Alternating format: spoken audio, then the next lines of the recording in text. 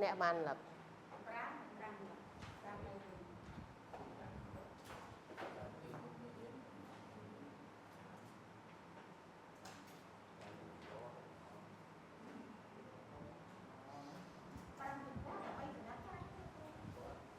trong qua tại bay sạc mà chứ cho phèm sạc tới nơi một chia sen kia rồi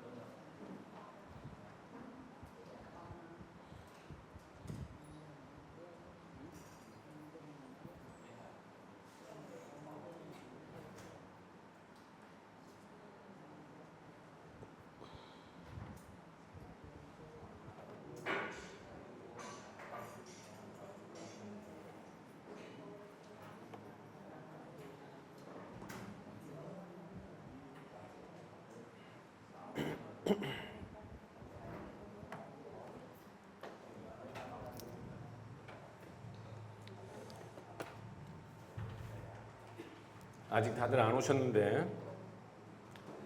그래도 수업을 시작하겠습니다. sau khi dân pi nè tiết ở toán máu chẳng tay dân chặt đam dứt dứt xong 오늘은 강의는 마지막 날입니다. ngày ní cứ chỉ màu trong cào để dân hiền mình kia pi màu trong cào 그런데 수업이 다 끝난 건 아닙니다. tay mê ở bên đây tha mê riêng giờ toán chập là lại thì 학기가 다 끝난 게 아니에요. bên đây tha giờ toán chập mà cho mi năng thì 예, 더 힘든 시간들이 남았습니다. rồi cào bây giờ coi sắp ở chặt hai đào quen nè thằng ngọc ni nè vừa mà đâu 이제 댁에 돌아가시면 다음 주부터 여러분들 스스로 공부하는 시간이 남았어요. chắc là tập lập mà tập này dân chập tập lập tới té với tập cào chập đào mạch nè thằng ngọc ni coi riêng luôn ai nữa 여러분들 스스로 공부하기 위해 학교에서 파플리에 접속하는 법을 배우셨습니다. cho ngày sala dân chơi dân một riêng ở dân cho tới không phải sala bao giờ nằm bay ở dân ai đang coi riêng luôn ai bạn 첫 번째 여러분들은 댁에 돌아가시면 비디오를 보셔야 됩니다. cho nên dân đập xử lý này là khu bán thọt hai bò lực hồi tiết dân upload video ở nhà từng ngọc như mờ 모든 강의 비디오를 보셔야 돼요. cho nên ha khục một buổi chia từng ngó cứ cái cho bác chia xe tam một buổi chia chẳng mơ tam một buổi chia từ 학교는 여러분들이 비디오를 보았는지 안 보았는지 알 수 있습니다. tại sala cái đăng từng trên cái đăng trôi cái đăng ấy giờ là ở dân trôi nè na ban mơ khác cứ bị trên sân nhà thịt màu na cái ở đây trôi mơ sót ở bên sân nhà năng prap thì chân dụ tam đan dưỡng tam đồ việc nừng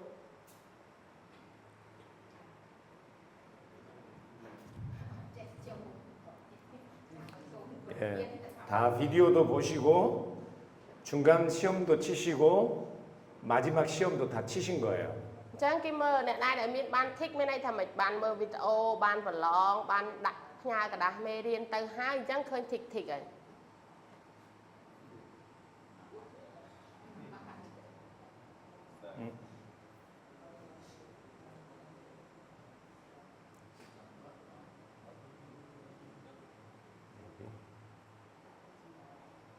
안 되네. 자, 세컨드.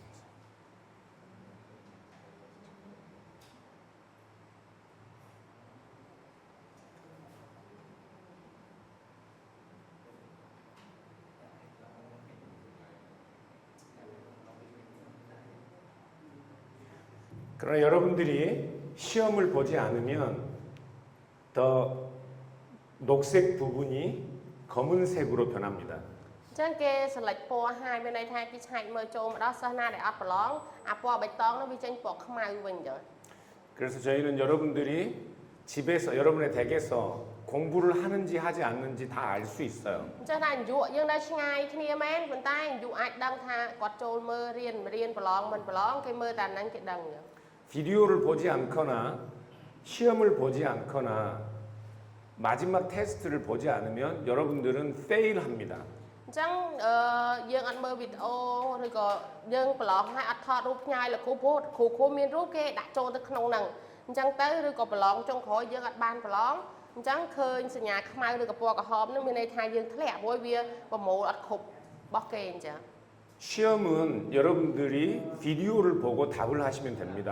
អញ្ចឹងពេលប្រឡងគឺយើងឲ្យអ្នកទាំងអស់គ្នាមើលវីដេអូមុនឬក៏យើងមើលមេរៀនតាមរយៈវីដេអូហ្នឹងហើយយើងទៅសេចម្លើយហ្នឹងឯង 잘 못하셔도 반드시 하셔야 돼요. មានន័យថាចេះមិនចេះដាច់ខាតត្រូវបានទៅសេត្រូវបានមានអីទៅសេនៅលើกระดาษហ្នឹង 포기하는 것보다는 조금이라도 하는 것이 중요합니다. មានន័យថាម៉េចនិយាយយ៉ាងសិស្សបកែមិនមែនសិស្សដែលឆ្លាតទេតែសិស្សដតតស៊ូដល់ចុងបញ្ចប់ចេះមិនចេះខ្ញុំទៅសេដល់ម៉ោង 여러분 스스로가 정리하셔야 그때 비로소 공부가 됩니다. អញ្ចឹងហេតុអីបានជាយើងលើកទឹកចិត្តឲ្យអ្នកទាំងអស់គ្នាប្រឡងឲ្យសរសេរអ្នកគ្នាអង្គុយមក2អាទិត្យហ្នឹងមានអីគេខ្លះដែលសល់នៅក្នុងខួរក្បាលខ្ញុំយល់បានប៉ុណ្ណាទៅសេមកអញ្ចឹងហើយទើបអ្នកគ្នាអាចចេះបាន 그래서 댁에 돌아가시면 반드시 공부한 거 우리 몇 과목 공부했어요? 2អាទិត្យហ្នឹងយើងរៀនប៉ុន្មានមុខវិជ្ជា 네 과목 공부했습니다. 차근차근 비디오를 보십시오. អញ្ចឹង4ហ្នឹងគឺមើលឧទាហរណ៍អាទិត្យហ្នឹងខ្ញុំមើលមួយមុខវិជ្ជាអាទិត្យក្រោយមើលមួយមុខមើលមួយមុខមើលមួយមុខអញ្ចឹងមក 여러분의 것으로 만드셔야 돼요. ចាំមានន័យថាមិនមើលឲ្យថ្នឹកឲ្យមិនធំចំណេះមិនគ្រាន់តែទុកនៅខួរក្បាលតែយើងផលិតមកជាមួយខ្ញុំបញ្យល់ខ្ញុំនិយាយប្រាប់គេបានប៉ុណ្ណា 아시겠죠? យល់បាន 네.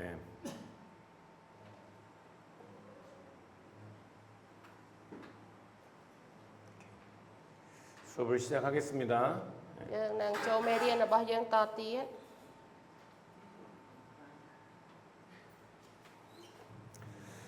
하나님에 관해서 공부하도록 하겠습니다. យើងនឹងរៀនអំពីផងព្រះ 웨스트민스터 신앙 고백과 대요리 문답, 서요리 문답은 장로 교회가 인정하는 표준 문서입니다. ចឹងសិភៅមួយរបស់ Westminster ដែលគេហៅថាសំណួរចម្លើយវែងឬក៏មានសំណួរចម្លើយខ្លីហ្នឹងចឹងជាសិភៅមួយដែលខាងនិកាយ Presbyterian យើងទទួលស្គាល់ថាជាសិភៅគោលសម្រាប់ឲ្យយើងអាចនឹងទុកចិត្តឲ្យរៀនបាន 웨스트민스터 신앙 고백이 무엇인지 어떻게 만들어졌는지는 여러분들 스스로 찾아보세요. ចឹងយើងអាចមានពេលទៅនេះយើងទៅមើលប្រវត្តិថា Westminster ហ្នឹងគេធ្វើជាគោលជំនឿសារភាពហ្នឹងយ៉ាងម៉េចហើយត្រូវបានកាត់ឡើងដោយរបៀបណា 구글링 하시면 됩니다. តែខ្លះទៅឆែកតាម Google ឬក៏ឥឡូវមានសភៅបកប្រែជាភាសាខ្មែរអញ្ចឹងយើងអាចឆែកហៅមើលបាន 웨스트민스터 신앙 고백이 무엇인지 어떻게 만들어졌는지는 아주 간단한 정보입니다. ចឹងព័ត៌មានដែលនិយាយថាដើមកំណើតនៃគោលជំនឿរបស់ពួក Westminster នឹងគេធ្វើមិនហេតុអីបានជាបង្កើតការទាំងអស់នឹងបានវាជាសំណួរចម្លើយងាយស្រួលទេដែលយើងអាចឆែករកមើលនៅអ៊ីនធឺណិតបានចឹង 그거는 사고가 필요하지 않아요. ពីព្រោះនោះវាជាចម្លើយមកត្រង់វាអត់មានអីត្រូវយើងគិតអីច្រើនទេ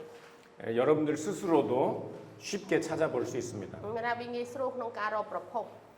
여러분 공부는 여러분들에게 인포메이션을 전달하는 게 아니에요. អ្នកនេះត្រូវចាំចឹងការដែលយើងរៀនមិនមែនគ្រាន់តែខ្ញុំប្រាប់ព័ត៌មានឲ្យអ្នករាល់គ្នាទេ 정보는 여러분들이 얼마든지 인터넷에서 찾을 수 있습니다. ពីព្រោះនៅពេលដែលយើងនិយាយថាព័ត៌មានអីមួយអ្នកគ្នាអាចទៅមើលនៅអ៊ីនធឺណិតរកប្រភពអីមួយយើងអាចដឹងពីព័ត៌មាន 공부는 생각하는 법을 배우는 거예요. ប៉ុន្តែការដែលយើងរៀនមិនមែនគឺគ្រូបង្រៀនពីរបៀបឲ្យយើងនឹងចេះគិតឬក៏ចេះប្រើខួរក្បាលក្នុងការដែលរៀនហ្នឹងឯង 여러분들 스스로가 해석하는 방법을 배우는 것이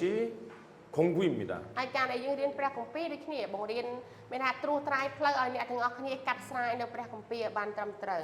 그래서 여러분들이 공부하다가 궁금한 것이 있고 필요한 정보가 있으면 그것은 여러분들 스스로가 찾아볼 수 있어요. អញ្ចឹងនៅពេលដែលយើងរៀនគេហៅនិស្សិតចឹងមិនថាពេលយើងឆ្ងល់អីយើងស្រាវជ្រាវអីចង់បានព័ត៌មានអីមិនន័យថានិស្សិតត្រូវតែចេះរកព័ត៌មាននឹងខ្លួនឯង 공부할 때는 교수가 왜 저런 생각을 하지? 저런 질문이 어디에서 나오는 것이지? 그런 질문에 어떻게 대답해야 하는 것인지를 여러분들 스스로가 배워야 하는 거예요. ចឹងដោយលោកគ្រូមានប្រសាសន៍តាំងពីដើមអញ្ចឹងការដែលយើងរៀនដូចយើងបង្កើតសំណួរមានន័យថាម៉េចពេលដែលយើងអង្គុយស្ដាប់ត្រូវឆ្ងល់លោកគ្រូហ្នឹងមិនបានជាគាត់គិតអញ្ចឹងឬក៏ហេតុអីបានជាអ្នកប្រាជ្ញហ្នឹងយកទ្រឹស្ដីហ្នឹងឬក៏សំណួរហ្នឹងលេចឡើងតើខ្ញុំត្រូវឆ្លើយថាម៉េចនេះជាអ្វីដែលយើងត្រូវរៀន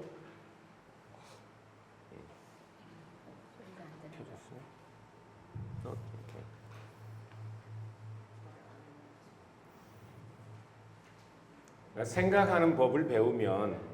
여러분들 스스로도 공부할 수 있습니다. ចុះដូចគេជាងចំណាំគេនិយាយអត់បង្រៀនឲ្យយើងចេះពីរបៀបចាប់ត្រីមិនមែននាំយើងទៅចាប់ត្រីមិនដើម្បីឲ្យយើងចេះរបៀបគិតហើយថ្ងៃក្រោយយើងអាចធ្វើវាបាន 저는 이제 배우기 위해 다른 교수가 필요하지 않아요. អញ្ចឹងសម្រាប់លោកគ្រូគិតចឹងដើម្បីរៀនអីមួយពេលខ្លះយើងអាចរៀនដោយខ្លួនឯងបាន 저 스스로 공부합니다. សម្រាប់លោកគ្រូពេលចេះពីសាស្ត្រាចារ្យច្រើនហើយដល់ពេលយើងចាស់ហើយមិនមិនចាំបាច់គ្រូទៀតទេមិនថាខ្ញុំអាចរៀនដោយខ្លួនឯងបាន 질문하고 그 질문에 답하는 방법을 알아요. មានន័យថាយើងរៀនពីមុនមកចេះអញ្ចឹងមានន័យថាតើរបៀបដែលខ្ញុំអាចរកចម្លើយពីចង្អុលរបស់ខ្ញុំតើខ្ញុំត្រូវរកដោយរបៀបណា 여러분들도 저와 공부하면 그런 방법을 배우는 거예요. អញ្ចឹងរបៀបលោកគ្រូអញ្ចឹងមកពេលដែលគាត់បង្រៀនសិស្សគឺបង្រៀនពីរបៀបនៃការគិតរបៀបនៃការដែលរកចម្លើយ 네. 그래서 댁에 돌아가시면 비디오를 보고 여러분들 스스로가 공부하시기 바랍니다. អញ្ចឹងនៅពេលដែលអ្នកគ្នាត្រឡប់ទៅវិញចាប់ផ្ដើមពីអាទិត្យក្រោយទៅយើងមានវីដេអូឬក៏អ្វីដែលយើងអាចស្ដាប់បានចឹងយើងចាប់ផ្ដើមរៀនជាមួយនឹងការទាំងអស់ហ្នឹង 네. 웨스트민스터 신앙 고백과 대요리 문답, 서요리 문답이 있다고 말씀드렸어요. ជាដឹងហើយនៅក្នុងខាង Westminster គេមានសំណួរចម្លើយវែងសំណួរចម្លើយខ្លី 대요리 문답은 교회 목회자들이나 선생들, 어른들을 가르치기 위해서 만든 문답집입니다. ចេះសំណួរចម្លើយវែងគឺជាប្រភេទសំណួរចម្លើយដែលគេប្រើសម្រាប់បង្រៀនទៅកាន់ចាស់ទុំឬក៏មានន័យថាអ្នកដែលរៀងយូរមួយនឹងក្តីជំនឿគេបង្រៀនបែបហ្នឹង 서요리 문답은 តែសំណួរចម្លើយបែបខ្លី 간단한 질문과 답이에요. ចេះសំណួរចម្លើយបែបខ្លីមានន័យថាសំណួរឲ្យឆ្លើយខ្លីៗទេ 그래서 교회 처음 나오신 분들과 어린 아이들을 가르치기 위해 만든 문답집입니다. ចេះសំណួរចម្លើយខ្លីគឺគេធ្វើឡើងដើម្បីបង្រៀនដល់អ្នកថ្មីថ្មោងអ្នកដែលមកព្រះវិហារថ្មីឬក៏ដល់កូនក្មេង 요즘은 교회 성도들도 목사님들도 공부를 많이 안 해서 어린 아이들이 공부하는 서요리 문답으로 공부해요. អញ្ចឹងនៅពួកជំនុំដែលគេផ្ដោតលើការសិក្សាអញ្ចឹងគ្រូបង្រៀនក៏ដោយចាស់ទុំនៅវិហារគេរៀនហើយក្មេងៗក៏គេបង្រៀនដែរ 대요리 문답은 양이 좀 많고 자세한 설명이라서 어려운가 봐요. អញ្ចឹងចម្លើយវែងពេលខ្លះទៅអាចពិបាកដោយសារតែវាជាសំណួរដែលត្រូវមានចម្លើយវែងហើយត្រូវបញ្យល់ច្រើនអញ្ចឹងពេលខ្លះអ្នកខ្លះរៀនទៅមានអារម្មណ៍ថាលំបាក 여러분들은 무엇으로 공부해야 될 것 ចុះបើ 같아요? អ្នកទាំងអស់គ្នាយើងរៀនអាវែងឬក៏រៀនអាខ្លី 대요리 문답으로 해야 해요. អញ្ចឹងកម្រិតយើងមានន័យថាម៉េចយើងត្រូវតែរៀនសំណួរចម្លើយវែង 같은 내용이지만 더 자세하고 더 간단하고 차이가 있습니다. ចុះសំណួរចម្លើយវែងខ្លីហ្នឹងក៏ប៉ັດខ្លឹមសារនៃសំណួរដូចគ្នាទេប៉ុន្តែមួយយើងតម្រូវសម្រាប់អ្នកថ្មីយកអត់សូវនិយាយបកស្រាយច្រើនទេតែសម្រាប់អ្នកដែលចាស់ហើយគឺត្រូវការបញ្យល់បកស្រាយច្រើន 아마 캄보디아어로도 번역이 되어 있을 거예요. ចុះសភៅនេះគឺមានសភៅនេះគឺមានបកប្រែជាភាសាខ្មែររួចទៅហើយ 그래서 여러분들 인터넷으로 웨스트민스터 대요리 문답을 찾아보세요. អញ្ចឹងប្រហែលជាយើងសរសេរជាភាសាខ្មែរប្រហែលក៏មានដែរដាក់សំណួរចម្លើយវែង Westminster អញ្ចឹងទៅប្រហែលជាអាចមានតែសភៅគឺមានហើយ 그리고 읽으십시오. ហើយបើសិនជាយើងមានឯកសារហ្នឹងយើងអាចអានបាន 거기에 나온 질문을 여러분의 질문으로 만드세요. អញ្ចឹងមានថាមានសំណួរទាំងអស់គឺសំណួរចម្លើយសំណួរចម្លើយអញ្ចឹងអ្នកទាំងអស់គ្នាមើលសំណួរហ្នឹងមានថាបង្កើតសំណួរហ្នឹងហើយឆ្លើយមើល 그곳에 나온 대답을 여러분의 대답으로 만드세요. អញ្ចឹងនៅទីនោះគេមានសំណួរឲ្យស្រាប់គេមានចម្លើយឲ្យស្រាប់អញ្ចឹងយើងមើលធ្វើម៉េចឲ្យវាខ្លាចទៅជារបស់យើងមានន័យថាម៉េចយើងអាចឆ្លើយយើងអាចសួរទៅគេបាន 그 대요리 문답집은 여러분이 공부를 시작하고 신학교를 졸업할 때까지 배운 모든 내용들을 다 질문과 답으로 요약해놨어요. អញ្ចឹងសភៅហ្នឹងក្រាស់ខ្លាំងដែរក្រាស់ល្មមដែរអញ្ចឹងវាអាចនឹងអ្នកគ្នាចំណាយពេលកំឡុងពេលដែលខ្ញុំរៀនសាលាព្រះគម្ពីរខ្ញុំរៀននៅទីនេះផងនៅផ្ទះខ្ញុំមានសភៅហ្នឹងខ្ញុំរៀនខ្លួនឯងផងនិយាយទៅឲ្យថ្នឹកសំណួរច្រើនឲ្យយើងអាចឆ្លើយសំណួរទាំងអស់ហ្នឹងបាន 그래서 제가 다음에 시험을 낼 때는 여러분들이 대요리 문답 제7문, 8문, 9문의 질문과 답이 무엇입니까? 하고 물으면 찾아서 써야 됩니다. អញ្ចឹងលើកក្រោយពេលលោកគ្រូមកបង្រៀនម្ដងទៀតហើយពេលប្រឡងតាក់ទងមួយសភៅហ្នឹងមានន័យថាមកសភៅហ្នឹងសំណួរចម្លើយប្រហែលជា100ជាងចុះឧទាហរណ៍លោកគ្រូដាក់ចូលឆ្លើយនៅសំណួរទី8អញ្ចឹងអ្នកទាំងអស់គ្នាត្រូវចាំទី8សួរអីគេហើយឆ្លើយអីគេអញ្ចឹងត្រូវចាំខ្លួនឯងអញ្ចឹង 어렵지 않겠죠? អត់បាយត្រូវអត់ 보고 쓰면 되니까. ហើយអីតអត់ទៅរកសភៅនឹងមួយຕົកមកប៉ាងចាក់ 네. រកសភៅនឹងមួយឲ្យហើយចឹង 대열의 문답 6문부터 6번째 질문부터 하나님에 관하여 질문하고 대답합니다. អញ្ចឹងនៅសំណួរចម្លើយវែងហ្នឹងពីសំណួរទី6ទៅសុទ្ធតែជាសំណួរចម្លើយសួរអំពីព្រះ 여섯 번째 질문은 성경은 하나님에 대하여 무엇을 알리고 있는가예요. ចឹងសំណួរទី6គេសួរអញ្ចឹងតើព្រះគម្ពីរបានកំពុងប្រាប់យើងអំពីអ្វីអំពីព្រះ 중요한 것은 성경은입니다. ចឹងយើងមើលប្រធានរបស់យើងគឺព្រះគម្ពីរអ្នកដែលប្រាប់យើងពីព្រះគឺណាគេព្រះគម្ពីរ 왜 성경이 중요해요? ចឹងយើងមើលហេតុអីបានជាព្រះគម្ពីរសំខាន់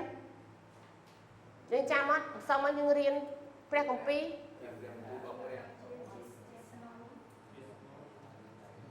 하나님의 말씀. 네. យើងរៀនពាក្យបច្ចេកទេសយើងហ៎ 어떤 하나님의 말씀이에요? ជាព្រះបន្ទូលរបស់ព្រះយ៉ាងដូចម្ដេច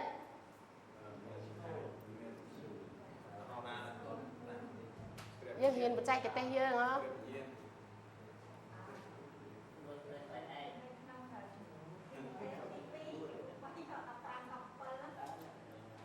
ទីមកទេហ៊ូស3章16절 말씀. 네. យើងរៀនការបើកអីគេអូ 하나님 영감으로 된 하나님의 말씀이에요. 네. 하나님의 영감으로 된 하나님의 말씀은 인간의 몸을 입고 오신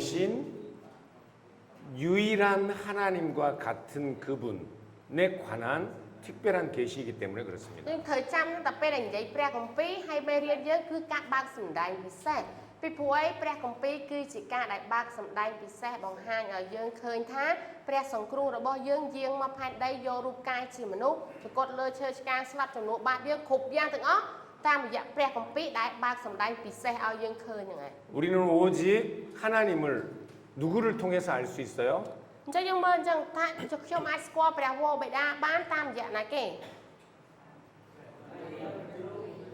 예수 그리스도를 통해서만 하나님을 알 수 អ 있어요. ញ្ចឹងយើងឃើញតាមព្រះយេស៊ូវក្នុងព្រះយេស៊ូវទៅខ្ញុំអាចមើលឃើញព្រះវរបិតានៃខ្ញុំបាន 예수님을 본 것은 곧 하나님을 본 거예요. យើងចាំវារៀនសើមិញហ៎អ្នកទាំងអស់គ្នាឃើញខ្ញុំដូចជាឃើញព្រះវរបិតាខ្ញុំអញ្ចឹង 그래서 우리가 지금 예수님을 직접 볼 수가 없죠. ពីព្រោះបើភ្នែកយើងឥឡូវយើងអាចឃើញព្រះជាម្ចាស់នៃយើងឬក៏ព្រះនៃយើងមើលឃើញទេ 그러나 예수님이 어떤 분이신지 그분이 어떤 일을 행하셨는지에 관한 기록을 보면 예수님을 알 수 ដូច 있어요. សើមិញលោកគ្រូសួរអញ្ចឹងថាខ្ញុំមិនអាចឃើញព្រះយេស៊ូវទេអ្នកខ្លះទៅជឿអត់កើតប៉ុន្តែតាមរយៈព្រះគម្ពីរគេពិពណ៌នាពីជីវិតពីដំណើរព្រះយេស៊ូវមកធ្វើឲ្យខ្ញុំអាចឃើញតាមរយៈការពិពណ៌នាអាចជឿតាមរយៈព្រះគម្ពីរ 예수님을 알면 하나님이 어떤 분이신지 하나님이 그리스도를 통해서 무슨 일을 하셨는지를 알 수 있어요. អញ្ចឹងនេះឃើញចឹងថាព្រះអង្គគឺជាអ្វីគ្រប់យ៉ាងដែលឲ្យយើងស្គាល់សូម្បីតែផងព្រះវរបិតាមានន័យថាម៉េចខ្ញុំស្គាល់ព្រះយេស៊ូវដូចជាស្គាល់ផងព្រះវរបិតាស្គាល់ពន្ធកិច្ចរបស់ទ្រង់ 그래서 우리는 하나님도 성경을 통해서 알 수 있는 거예요. អញ្ចឹងថាខ្ញុំអាចស្គាល់ព្រះបានគឺតាមរយៈព្រះគម្ពីរនឹងឯង 하나님을 알고 싶으면 성경을 봐야 됩니다. អញ្ចឹងបើខ្ញុំចង់ស្គាល់ព្រះឲ្យកាន់តែស៊ីជម្រៅយើងត្រូវធ្វើម៉េចខ្ញុំត្រូវតែអានគម្ពីរឲ្យបានជ្រៅជាមួយព្រះនឹងឯង 그래서 하나님에 관하여 우리가 질문할 때 성경이 하나님에 관하여 무엇이라고 말씀하는가 하고 질문해야 하는 거예요. អញ្ចឹងនៅពេលដែលយើងចង់ប្រាប់អ្វីអំពីព្រះត្រូវតែដាក់ប្រធានរបស់យើងគឺណាគេអាចប្រាប់យើងអំពីព្រះបានគឺព្រះគម្ពីរតាមរយៈព្រះគម្ពីរតើប្រាប់ខ្ញុំអំពីព្រះយ៉ាងម៉េច 그래서 답을 한번 읽어 보십시오. ចាសូមយើងបានអានចម្លើយទាំងអស់គ្នា1 2 3ព្រះគម្ពីរប្រាប់ថា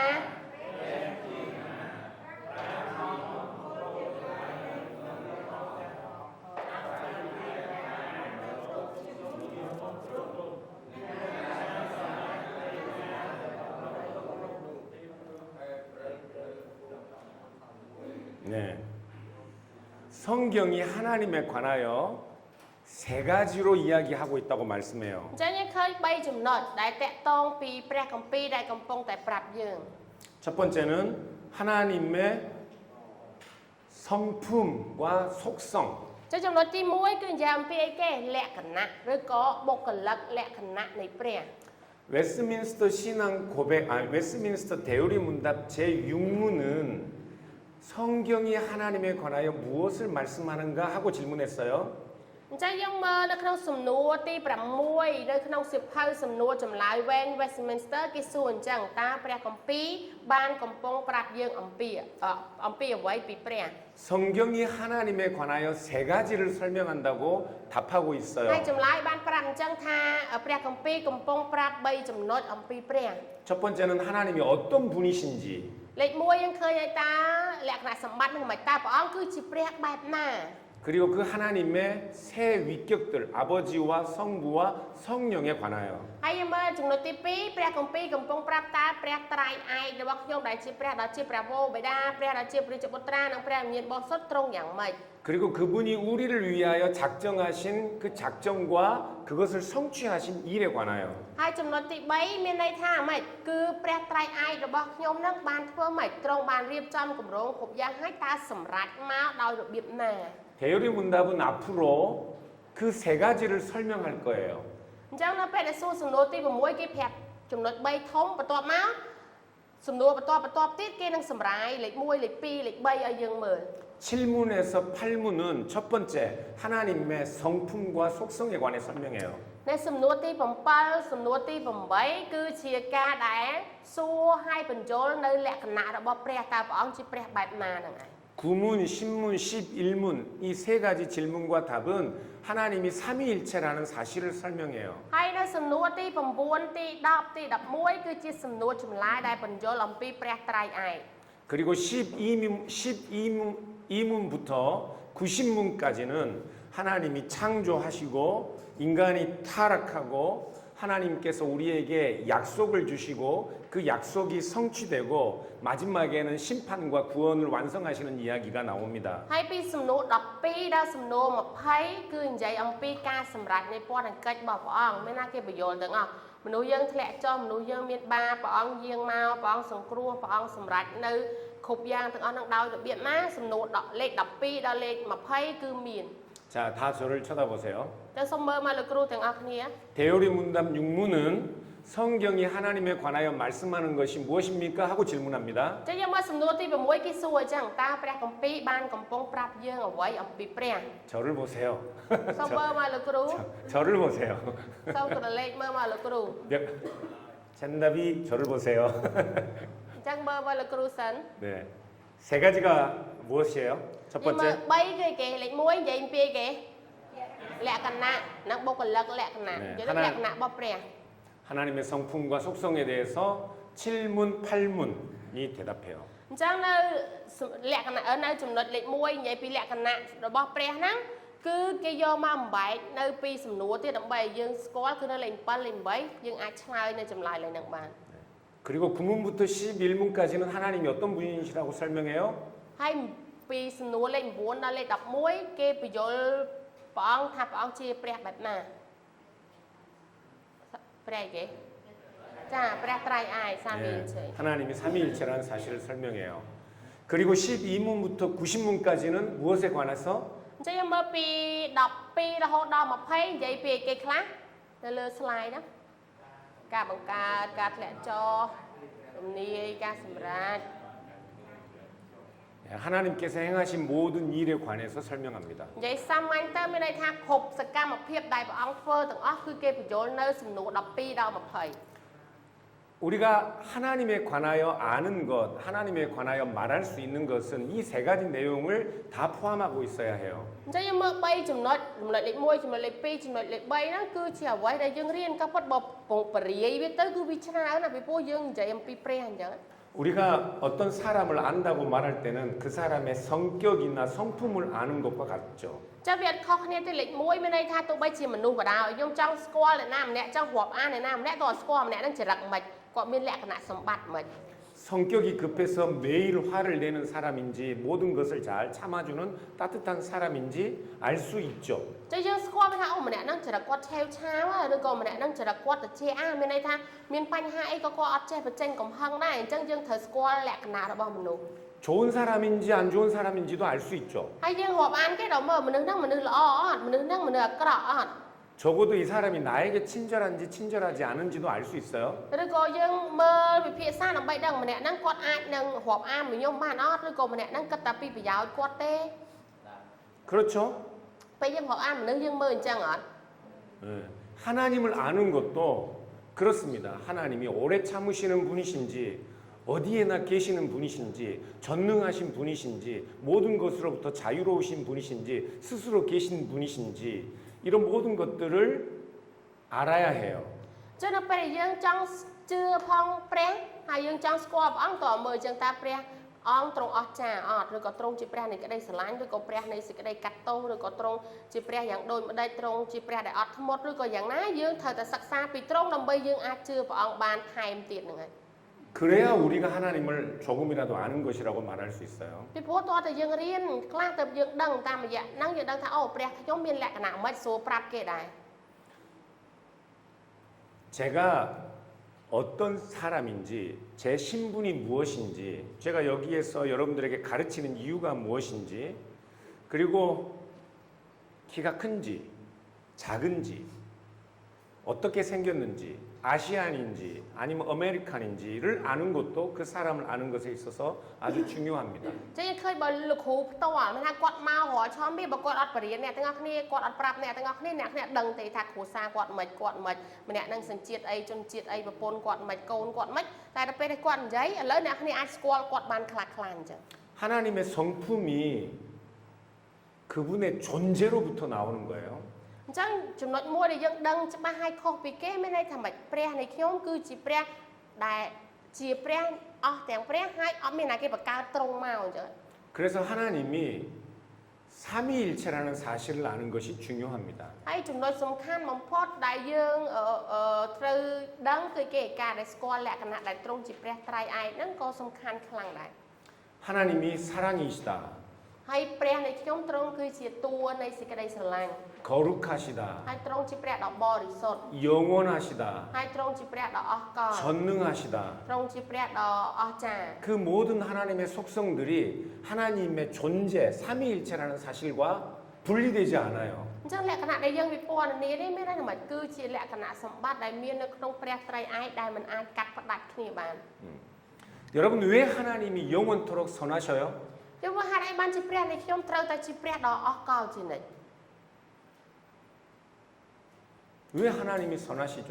អញ្ចឹងយើងមើលហេតុអីបានជាព្រះរបស់ខ្ញុំទ្រង់បរិសុទ្ធហើយត្រូវតែអស្ចារ្យជានិច្ច 네, 어려운 질문인 줄 알아요. ខ្ញុំដឹងថាសំណួរហ្នឹងពិបាក 하나님이 만일 선하지 않다면 내 안에 선만 완전한 선이 아니고 악이 조금이라도 있으면 그 악은 암처럼 나를 사망으로 몰고 갈 អ 거예요. ញ្ចឹងចាំអត់ព្រះនៃយើងគឺជាគំរូនៃយើងព្រះនៃខ្ញុំត្រូវតែបរិសុទ្ធបំផុតឥតខ្ចោះបំផុតអស់កលបំផុតពីព្រោះបើសិនជាត្រង់អត់បរិសុទ្ធច្បាស់ជាពាក្យថាអត់បរិសុទ្ធមានន័យថាច្បាស់ជាមានអីដែលអត់ល្អក្នុងហ្នឹងហើយត្រូវអត់អញ្ចឹងបើសិនជាត្រង់អត់មានអីដែលអត់ល្អតិចមួយអញ្ចឹងពួកយើងដែលជារាជរបស់ព្រះអង្គក៏អាចបរិសុទ្ធចឹងបានដែរអញ្ចឹងជំងឺដ៏តូចមួយដែលមាននៅយើងចុងក្រោយវាភាពដូចមហារីកអញ្ចឹងយល់ទេមុនដំបូងគ្រាន់តែដុំសាច់តូចមួយតែយូរទៅវានឹងស៊ីខ្លួនយើងដោយសារអីវាមានអារឹសគល់នឹងបន្តិចហ្នឹងឯង 하나님이 영원한 분, 완전한 분이라는 말은 그분이 참된 선이라는 말과 같아요. ចឹងដល់ពេលដែលយើងនិយាយថាព្រះនៃខ្ញុំទ្រង់ឥតខ្ចោះបំផុតមានន័យថាម៉េចនៅក្នុងផងទ្រង់ហ្នឹងមានអត់មានអីទាស់នៅក្នុងហ្នឹងគឺអត់មានអីទាស់សោះ 악이 없다는 말과 같다고요. ស្មើនឹងពាក្យថាបើអត់មានអីទាស់មានន័យថាអត់មានសេចក្តីអាក្រក់នៅក្នុងហ្នឹងឯង 그런데 하나님이 참된 선이라는 사실을 또 우리는 어떻게 알 수 있어요? តែបើយើងនិយាយថាព្រះនៃខ្ញុំគឺជាព្រះដ៏ឥតខ្ចោះបំផុតតែធ្វើដូចដេចទើបអាចស្គាល់បានថាព្រះអង្គជាព្រះដ៏ឥតខ្ចោះបំផុត 아무것도 존재하지 않고 하나님만 존재한다고 생각해 보세요. យើងមើលយើងអត់បាច់គិតអីទាំងអស់ប៉ុន្តែយើងបដោតទៅលើព្រះតែមួយអង្គ 하나님만 있어요. យើងសម័យមើលគ្រប់យ៉ាងទាំងអស់អត់មានអីទាំងអស់ប៉ុន្តែមានតែព្រះអង្គទេ 그런데 그 하나님이 혼자 있어요. ចឹងបើសិនជាមានតែព្រះតែមួយអង្គហាក់មានអីសោះមានតែមិនត្រង់តែមួយទេត្រង់គង់តែមួយអង្គឯងហ្នឹង 아무것도 존재하지 않아요. ពីព្រោះគ្រប់យ៉ាងទាំងអស់ដូចមុនបង្កើតផ្ទៃមេឃនិងផែនដីចឹងមានថាអត់មានអីទាំងអស់មានតែព្រះអង្គ 그런데 하나님을 사랑이라고 말할 수 있어요? សួរថាបើព្រះអង្គមានតែនិយាយសាមញ្ញណាមកពិភពលោកហ្នឹងមានតែត្រង់តែម្នាក់ឯងហើយទៅបញ្ជាក់ថាខ្ញុំជាព្រះនៃក្តីស្រឡាញ់ណាគេស្គាល់ត្រង់អត់បើមានមនុស្សផងហ្នឹង 하나님을 선이라고 말할 수 있어요? ត្រង់បញ្ជាក់ថាត្រង់គឺជាព្រះដ៏ឥតខ្ចោះសួរថាណាគេទទួលស្គាល់បើអត់មានមនុស្សសម្រាប់ដឹងការនោះហ្នឹង 여러분 생각해 보세요. 사랑이 뭐예요? យើងរៀនក្តីស្រឡាញ់យកមិនអញ្ចឹងក្តីស្រឡាញ់គឺជាអីគេអូក្តីស្រឡាញ់តើមានគ្នាម៉ាអ្នកទៅ다른 사람이 있어야 사랑돼요. 네. 선이라는 것도 하나님만 있으면 우리가 신은 선하다고 말하지만 아무것도 존재하지 않고 신만 혼자 존재한다면 그분이 선한지 악한지 우리는 말할 수 없어요. chứ đây là cụ thiệp cho màពិភពលោកហ្នឹងមានតែយើងម្នាក់ឯងឲ្យប្រាប់ហើយយើងប្រកាសថាខ្ញុំជាមនុស្សនៃសេចក្តីស្រឡាញ់ទៅប្រកាសមិនបើមានណាគេស្រឡាញ់ហ្នឹងយល់អត់អញ្ចឹងព្រះជាម្ចាស់បើត្រង់គង់តែមួយអង្គឯងនៅលើចក្រវាលហ្នឹងហើយប្រកាសថាបរិសុទ្ធក៏ដឹងថាបរិសុទ្ធមិនបរិសុទ្ធទេពីព្រោះគ្មានមនុស្សណាម្នាក់ដឹងផងហ្នឹង 신이 사랑이라고 말할 때는 사랑이 언제나 타인을 향하는 겁니다. អញ្ចឹងទីហោចឹងថាព្រះនៃខ្ញុំគឺជាតួនៃសេចក្តីស្រឡាញ់អញ្ចឹងមានថាមិនតួនៃសេចក្តីស្រឡាញ់នឹងវានឹងចេញនៅអាកប្បកិរិយាឬគឺការប្រព្រឹត្តមកទៅកាន់អ្នកណាម្នាក់ដែលបញ្ជាក់ថានេះជាក្តីស្រឡាញ់ដ៏ឥតខ្ចោះនឹងឯង 자기의 유익을 구하는 것이 아니라 타인의 유익을 구하는 것이 사랑이에요. ចឹងយើងចាំយកមិនបើខ្ញុំម្នាក់ឯងខ្ញុំនិយាយថាខ្ញុំស្រឡាញ់ហើយស្រឡាញ់តែខ្លួនឯងអានឹងគេអត់ហៅក្តីស្រឡាញ់ទេគេហៅថារកប្រយោជន៍ខ្លួនឯង 나의 유익을 구하는 것이 아니라 우리 모두의 유익을 구하는 것이 선입니다. នៅពេលដែលយើងនិយាយថាស្រឡាញ់ខ្ញុំធ្វើគ្រប់បែបយ៉ាងដើម្បីផ្ដល់ជាប្រយោជន៍សម្រាប់សុខស្រួលដល់មនុស្សជុំវិញខ្ញុំនោះហើយទៅគេហៅថាជាសេចក្តីស្រឡាញ់ដ៏ល្អឥតខ្ចោះនឹងឯង 하나님이 영원하시고 완전하시고 거룩하시고 선하시고 사랑이시고 이런 설명을 다 하지만 하나님이 아버지와 아들과 성령 삼위일체라는 사실을 알지 못하면 그 말이 무슨 의미인지 모르는 거예요. ចឹងហេតុអីបានជាយើងត្រូវរៀនអំពីលក្ខណៈរបស់ផងព្រះអង្គគឺជាព្រះដ៏ឥតខ្ចោះព្រះអង្គគឺជាព្រះដ៏បរិសុទ្ធព្រះអង្គគឺជាព្រះដ៏អស្ចារ្យព្រះអង្គជាព្រះដែលមិនប្រែប្រួលគង់នៅគ្រប់ទីកន្លែងគ្រប់យ៉ាងទាំងអស់បើសិនជាយើងដឹងចំណុចហ្នឹងតែយើងអត់ស្គាល់ពីព្រះត្រៃឯករបស់យើងមានន័យថាអត់ដឹងថាវាស៊ីគ្នាឬក៏វាតាក់ទងគ្នាយ៉ាងម៉េចហ្នឹងឯង 우리가 교회를 다니지만 하나님을 삼위일체 하나님으로 잘 알지 못해요. អញ្ចឹងយើងដឹងហើយថាពួកជំនុំខ្លះគាត់មកព្រះវិហារមែនប៉ុន្តែបើឲ្យគាត់ស្គាល់ថាព្រះត្រៃឯកគឺភាគច្រើនអត់សូវស្គាល់ទេ 예수님이 우리의 죄를 사하기 위하여 십자가에 못 박혀 죽으셨다는 사실 때문에 우리는 감사와 찬양을 하나님께 돌려요. អញ្ចឹងពួកយើងអរព្រះគុណនិងថ្វាយបទសរសើររំកើងទៅកាន់ព្រះអង្គបានដោយសារឯងខ្ញុំដឹងថាព្រះយេស៊ូវទ្រង់សគត់នៅលើឈើឆ្កាងជំនួសបាបខ្ញុំនឹងឯង 그런데 거기서 끝이 아니에요. ប៉ុន្តែយើងត្រូវចាំនិយាយតែប៉ុណ្្នឹងមិនមែនខាន់ចប់អត់មានអីទៀតទេ 그 믿음을 누가 주셨어요? ប៉ុន្តែយើងត្រូវដឹងអូខ្ញុំអាចមានក្តីជំនឿខ្ញុំអាចសារភាពចឹងបានណាគេជាអ្នកប្រទានក្តីជំនឿនឹងមកឲ្យខ្ញុំ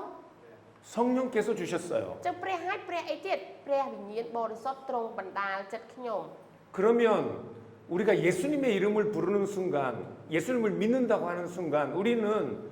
예수님을 보내신 하나님 아버지, 이 땅에 우리를 위해 오신 예수 그리스도, 지금 우리를 도와주시는 성령에 대한 신앙 고백을 하고 있는 거예요. ចឹងរំពេចដែលអ្នកទាំងអស់គ្នាសារភាពថាម៉េចខ្ញុំជឿព្រះយេស៊ូវរំពេចហ្នឹងគឺយើងសារភាពថាម៉េចខ្ញុំសារភាពជាមួយព្រះត្រៃឯកទាំងឯងមានន័យថាអ្នកគ្នាជឿទៅលើព្រះវរបិតាដែលមានកម្រងហើយចាត់បញ្ជូនព្រះរាជបុត្រាមកហើយព្រះវិញ្ញាណបរិសុទ្ធកំពុងតែជួយខ្ញុំឲ្យជឿនេះគឺជាសកម្មភាពដែលកើតឡើងទន្ទឹមនឹងអ្នកទាំងអស់គ្នាសារភាពថាខ្ញុំជឿព្រះយេស៊ូវនឹងឯង 그래서 우리가 삼위일체라는 말을 하지 않아도 우리는 하나님을 삼위일체로 고백하고 있는 거예요. ចឹងលោកគ្រូមានប្រសាសន៍អញ្ចឹងនៅពេលដែលយើងសារភាពថាខ្ញុំជឿព្រះយេស៊ូវមានន័យថាពាក្យនឹងសារភាពមកគឺពន្ធកិច្ចនៃព្រះត្រៃឯកគឺទាំង3ហ្នឹងគឺកំពុងតែធ្វើការអញ្ចឹងពេលខ្លះទៅបីជាខ្ញុំនិយាយថាខ្ញុំស្រឡាញ់ព្រះខ្ញុំជឿព្រះតែនៅពីក្រោយហ្នឹងគឺមានអីគេព្រះត្រៃឯកទាំងឯងយើងមិនបាច់និយាយគឺយើងដឹងដែរ 그래서 우리가 하나님의 속성, 그분의 성품, 그분이 우리를 위해 행하신 모든 일들을 생각할 때도 그분의 존재가 아버지와 아들과 성령이 영원한 한 하나님이라는 그 삼위일체와 관련해서 생각해야 하는 거라고. អញ្ចឹងដូចជាខ្ញុំបានលើកឡើងអញ្ចឹងព្រះរបស់យើងតែមួយទេតែទ្រង់មានលក្ខណៈ3អង្គអញ្ចឹងហេតុអីបានជាគេធៀបពាក្យថាជាឪពុកជាកូនជាវិញ្ញាណពីព្រោះ3ចំណុចហ្នឹងផ្ដាច់គ្នាអត់បានឪហើយនឹងកូនប្រុសគឺឈាមតែមួយយល់អត់អញ្ចឹងនៅពេលដែលខ្ញុំនិយាយថាខ្ញុំជឿព្រះអញ្ចឹងយើងទទួលជឿអញ្ចឹងព្រះដ៏ជាព្រះវរបិតាព្រះរាជបុត្រាព្រះវិញ្ញាណបរិសុទ្ធទ្រង់គឺជាព្រះតែមួយរបស់ខ្ញុំនឹងឯង 그래서 7문, 8문은 하나님의 속성과 성품에 관하여 설명하고 9문부터 11문까지는 하나님의 존재, 삼위일체에 관하여 설명하고 있다는 사실을 기억해야 합니다. អញ្ចឹងយើងចាំអញ្ចឹងឥឡូវយើងអត់ទាន់មានសភៅប្រហែលជាថ្ងៃក្រោយយើងមានសភៅទៅយើងអាចមើលថែមអញ្ចឹងនឹងលេខ7លេខ8បញ្យល់ពីលក្ខណៈរបស់ផងព្រះហើយលេខ9ដល់11គឺគេនឹងបញ្យល់អំពីព្រះត្រៃឯក 그리고 12문부터 90문까지 하나님께서 행하신 모든 일들은 7문부터 8문, 9문부터 11문, 삼위일체 하나님의 속성과 성품 때문에 하나님이 그런 일들을 행하신 분이라고 설명하는 거예요. អញ្ចឹងដោយសារតែយើងស្គាល់ច្បាស់ពីលេខ1លក្ខណៈរបស់ព្រះម៉េចព្រះត្រៃឯកម៉េចដល់ចំណុចទី3យើងនឹងងាយស្រួលយល់ថាពន្ធកិច្ចនៃការបង្កើតការធ្លាក់ចុះមនុស្សម៉េចទំនាយម៉េចការសម្រេចម៉េចការយាងមករបស់ព្រះអង្គម៉េចយើងនឹងអាចបែងចែកថាអូពន្ធកិច្ចហ្នឹងព្រះត្រៃឯកខ្ញុំធ្វើយ៉ាងដូចម្ដេច 존재가 행위를 결정해요. អញ្ចឹងយើងមើល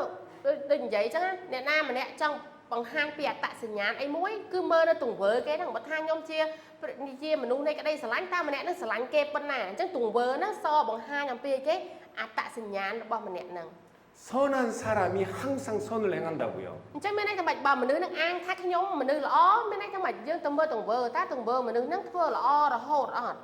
하나님께서 세상을 창조하시고 타락한 인류를 멸망시키고 이 세상을 파괴하고 폐기 처분하지 않으시는 것은 하나님이 본래 삼위일체 하나님으로 영원한 선과 사랑 안에 계시기 때문에 그러신 거예요. អញ្ចឹងនៅពេលដែលយើងបានសិក្សាពីទ្រឹស្ដីដែលបង្ហាញថាព្រះត្រៃឯករបស់ខ្ញុំគឺជាព្រះដ៏ល្អហើយជាតួនៃសេចក្តីស្រឡាញ់អញ្ចឹងយើងមើលនឹងហើយយើងកលេចទៅមើលសកម្មភាពព្រះអង្គដូចនៅចំណុចទី3អត់មានន័យថាម៉េចទោះបីជាមានការធ្លាក់ចុះខ្លាំងប៉ុណ្ណាក៏ដោយព្រះអង្គមិនបំផ្លាញចោលដាច់ខាតព្យាយាមសង្គ្រោះហើយសង្គ្រោះទៀតសង្គ្រោះហើយសង្គ្រោះទៀតធ្វើម៉េចឲ្យបានមកវិញនេះហើយទៅបង្ហាញពីអត្តសញ្ញាណដែលយើងថាទ្រង់ជាតួនៃសេចក្តីស្រឡាញ់នឹងឯង 그래서 지난 수업 시간에 제가 설명드렸는데 하나님의 창조도 하나님의 어떤 행위라고 말씀드렸어요? ចឹងយើងបានរៀនពីលើកមុនអញ្ចឹងមានន័យថានិយាយពីការបង្កើតរបស់ផងព្រះហើយទ្រង់បានធ្វើសកម្មភាពអីខ្លះនៅក្នុងការបង្កើតរបស់ផងទ្រង់ 하나님의 사랑의 행위였어요. អញ្ចឹងយើងចាំអញ្ចឹងមានន័យថាក្នុងការបង្កើតរបស់ផងព្រះអង្គគឺបង្ហាញពីសេចក្តីស្រឡាញ់របស់ផងព្រះហ្នឹងឯង 하나님이 심심해서 세상을 창조한 게 아니에요. យើងចាំដោយលោកគ្រូមានភាសាអញ្ចឹងមិនមែនព្រះអង្គអត់សុខពេកនៅម្នាក់ឯងអត់សុខហើយចេះតែបង្កើតអីមួយឡើងមកនោះទេ 귀찮은 일들을 시키려고 사람을 만든 게 ហើយ 아니에요. ព្រះអង្គបង្កើតយើងមកក៏មិនមែនដើម្បីរំខានឲ្យយើងធ្វើការងារច្រើនដែរ 그리스 신화를 보면 신들이 노동하기가 귀찮아서 대신 일을 시키려고 사람들을 만들어요. អញ្ចឹងបើគេមើលនៅសាសនានៃរូបព្រះផ្សេងគឺខុសគ្នាមានន័យថាម៉េចព្រះទាំងអស់ហ្នឹងចង់បានអីចង់បានអីចង់បានអីអញ្ចឹងគេតម្រូវឲ្យយើងធ្វើឲ្យយើងឲ្យសាយទៅចង់បាននេះចង់បាននោះតម្រូវឲ្យអ្នករាល់គ្នាត្រូវតែធ្វើ 이집트 신화를 보면 신이 외로워서 사람을 만든다고요. ឬក៏អ្នកខ្លះនិយាយអញ្ចឹងដូចនិយាយអញ្ចឹងខ្មោចឬក៏វិញ្ញាណអាក្រក់ទាំងអស់ហ្នឹងឬក៏គេថារូបព្រះទាំងអស់ហ្នឹងអត់សុខពេកឬក៏ពេលខ្លះរំខានឲ្យយើងខុសនេះឲ្យយើងខុសនោះវាមានអញ្ចឹង 우리 하나님은 외롭지 않아요. តែព្រះនៃយើងទ្រង់មិនមែនជាព្រះឯកោហើយទំនេរក្នុងការធ្វើការទាំងអស់ហ្នឹងទេ 왜요? យើងមើលហេតុអី 영원토록 아버지와 아들과 성령이 그 친밀한 사랑의 교제 안에 부족함이 없으시니까. យើងបានរៀនអត់មានថាព្រះត្រៃឯករបស់យើងខ្ញុំគឺជាព្រះយ៉ាងម៉េចទ្រង់ប្រកបគ្នានៅក្នុងក្តីស្រឡាញ់របស់ផងព្រះទោះបីជាយើងអត់ចូលមកក្នុងហ្នឹងក៏ក្តីស្រឡាញ់របស់ព្រះនៅពេញបរិបូរណ៍ក្នុងហ្នឹងដែរ 할렐루야인데. មានថាហ្នឹងយើងត្រូវហាឡេលូយ៉ាដោយសារព្រះអង្គរុញខ្ញុំចូលទៅក្នុងការប្រកបគ្នាហ្នឹងឯង 이게 무슨 의미인지 아시겠어요? យើងយល់ហើយហ្នឹងមិនសឹមវិញប្រាប់ពីសេចក្តីពិតហើយវាជាមោទនភាពប៉ុណ្ណាពីព្រោះព្រះអង្គសប្បាយតែនៅក្នុងព្រះត្រៃឯកព្រះអង្គបានហេតុអីបានជាយកខ្ញុំទៅសប្បាយមួយគ្នាដែរនៅក្នុងហ្នឹង 부족함이 없는 분이라고요. ពីព្រោះយើងនិយាយព្រះនៃខ្ញុំជាព្រះដែលទ្រង់មិនខ្វះអ្វីសោះ 외로워서가 아니에요. នេះត្រូវចាំចាការដែលព្រះអង្គបង្កើតយើងគ្រប់យ៉ាងទាំងអស់មិនមែនព្រះអង្គឯកោហើយបង្កើតយើងមកទេ 신이 힘들어서 우리를 만든 게 ឬ 아니에요. ក៏ព្រះអង្គធ្វើការម្នាក់ឯងហត់ពេកហៅយើងមកជួយធ្វើការក៏មិនមែនដែរ 오직 삼위일체 하나님이라야만 이 세상을 신이 선한 의지를 가지고 창조했다고 말할 수 있는 거예요. ចឹងដូចយើងឧទាហរណ៍លោកគ្រូឧទាហរណ៍មិនចឹងដោយសារអីគេព្រះអង្គចង់បង្ហាញថាព្រះអង្គមានលក្ខណៈម៉េចបើសិនជាព្រះអង្គនៅតែអង្គឯងអត់មានមនុស្សសោះគ្មានអាគេដឹងថាទ្រង់ស្រឡាញ់ទ្រង់អស្ចារ្យទ្រង់បរិសុទ្ធទេអញ្ចឹងត្រូវតែបង្កើតរាជទ្រង់ឲ្យគេបានដឹងហើយសរសើរដំកើងទៅទ្រង់វិញនឹងឯង 영원한 사랑의 교제 안에 계신 삼위일체 하나님이 부족함이 없지만 세상을 창조하셨다면 왜 창조하셨을까요? អញ្ចឹងយើងមើលដូចលោកគ្រូបាននិយាយអញ្ចឹងបើសិនជាព្រះត្រៃឯករបស់ខ្ញុំជាព្រះដែលមិនខ្វះអ្វីសោះទ្រង់រីករាយនៅក្នុងការប្រកបគ្នានៃផងព្រះអង្គហើយតែហេតុអីចាំបាច់បង្កើតខ្ញុំមកធ្វើអី 사랑은 그 사랑을 더욱 풍성하게 만듭니다. chẳng cái hai chẳng cái đây sờ lánh cứ chia ca đại bằng cát ở căn tại miên cái đây sờ lánh thay tiền nữa này 모든 것은 끝이 있어도 사랑은 제한이 없어요. chứ bên đây cột da từng ai đang miên phệ bánh chọp rồi bao vía bên tay cái đây sờ lánh không miên ti bánh chọp lại 사랑은 하면 할수록 더 부요해집니다. cái đây sờ lánh thời thôi chẳng căn tại sờ lánh ở căn tại sờ lánh căn tại vú căn tại sờ lánh thay tiền đi chỉ đây sờ lánh đập bật 사랑은 그 힘이 커져가는 것을 막을 것이 아무것도 없어요. bây giờ hiện chẳng là bây đại dương sờ lánh kháng không miên là na ai đồng bay dương bán này tùng hôm rồi co cầm lăng này cái đây sờ lánh ông miên ấy mà cắt vào đạch ban đôi chỉ tật không chẳng 그래서 바울은 믿음, 소망, 사랑은 다 선한 것인데 그 중에 뭐가 최고라고요? cho nhưng mà đây nó không sao vậy Apple vậy chẳng bên mà sẽ cái đây chủng nưa sẽ cái đây sừng không sẽ cái đây sờ lánh rất là sầm khăn bên tay sao vậy Apple bắt đầu đây cái chỉ khăn chừng kia 뭐가 제일이에요? 사랑이에요. 왜? 왜? hai 바울이 ban chia cái đây 이야기하죠. sờ lánh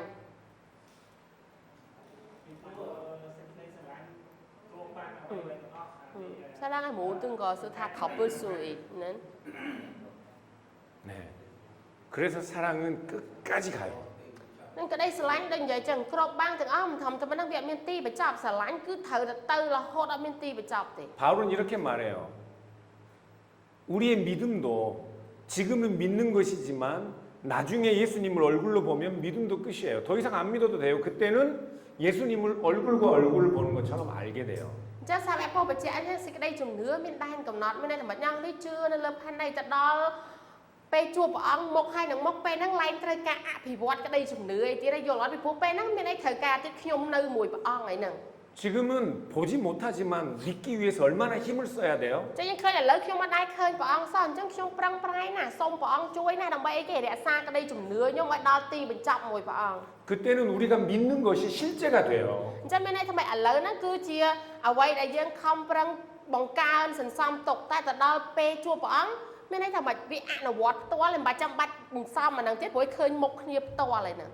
소망은요. 지금 우리가 천국과 하나님의 통치를 소망하지만 예수님의 재림과 함께 우리가 소망하는 것이 성취됩니다. sẽ cái đây dừng không đây cái này hiện sao mấy rong tóc về tận địa sai sập pi khai một quan pi rồi học sập ngay riêng sao mấy thiệp à nhưng rong tóc về tận địa khăng pan na cái đó nhưng hú nơi mùi cái đây dừng không mày pe nhưng chua bỏ ông nhưng lạnh ai vậy chứ nó pe nhưng chua bỏ ông cái đây dừng không nó có việc bắt là bịa tha cái đây dừng không nè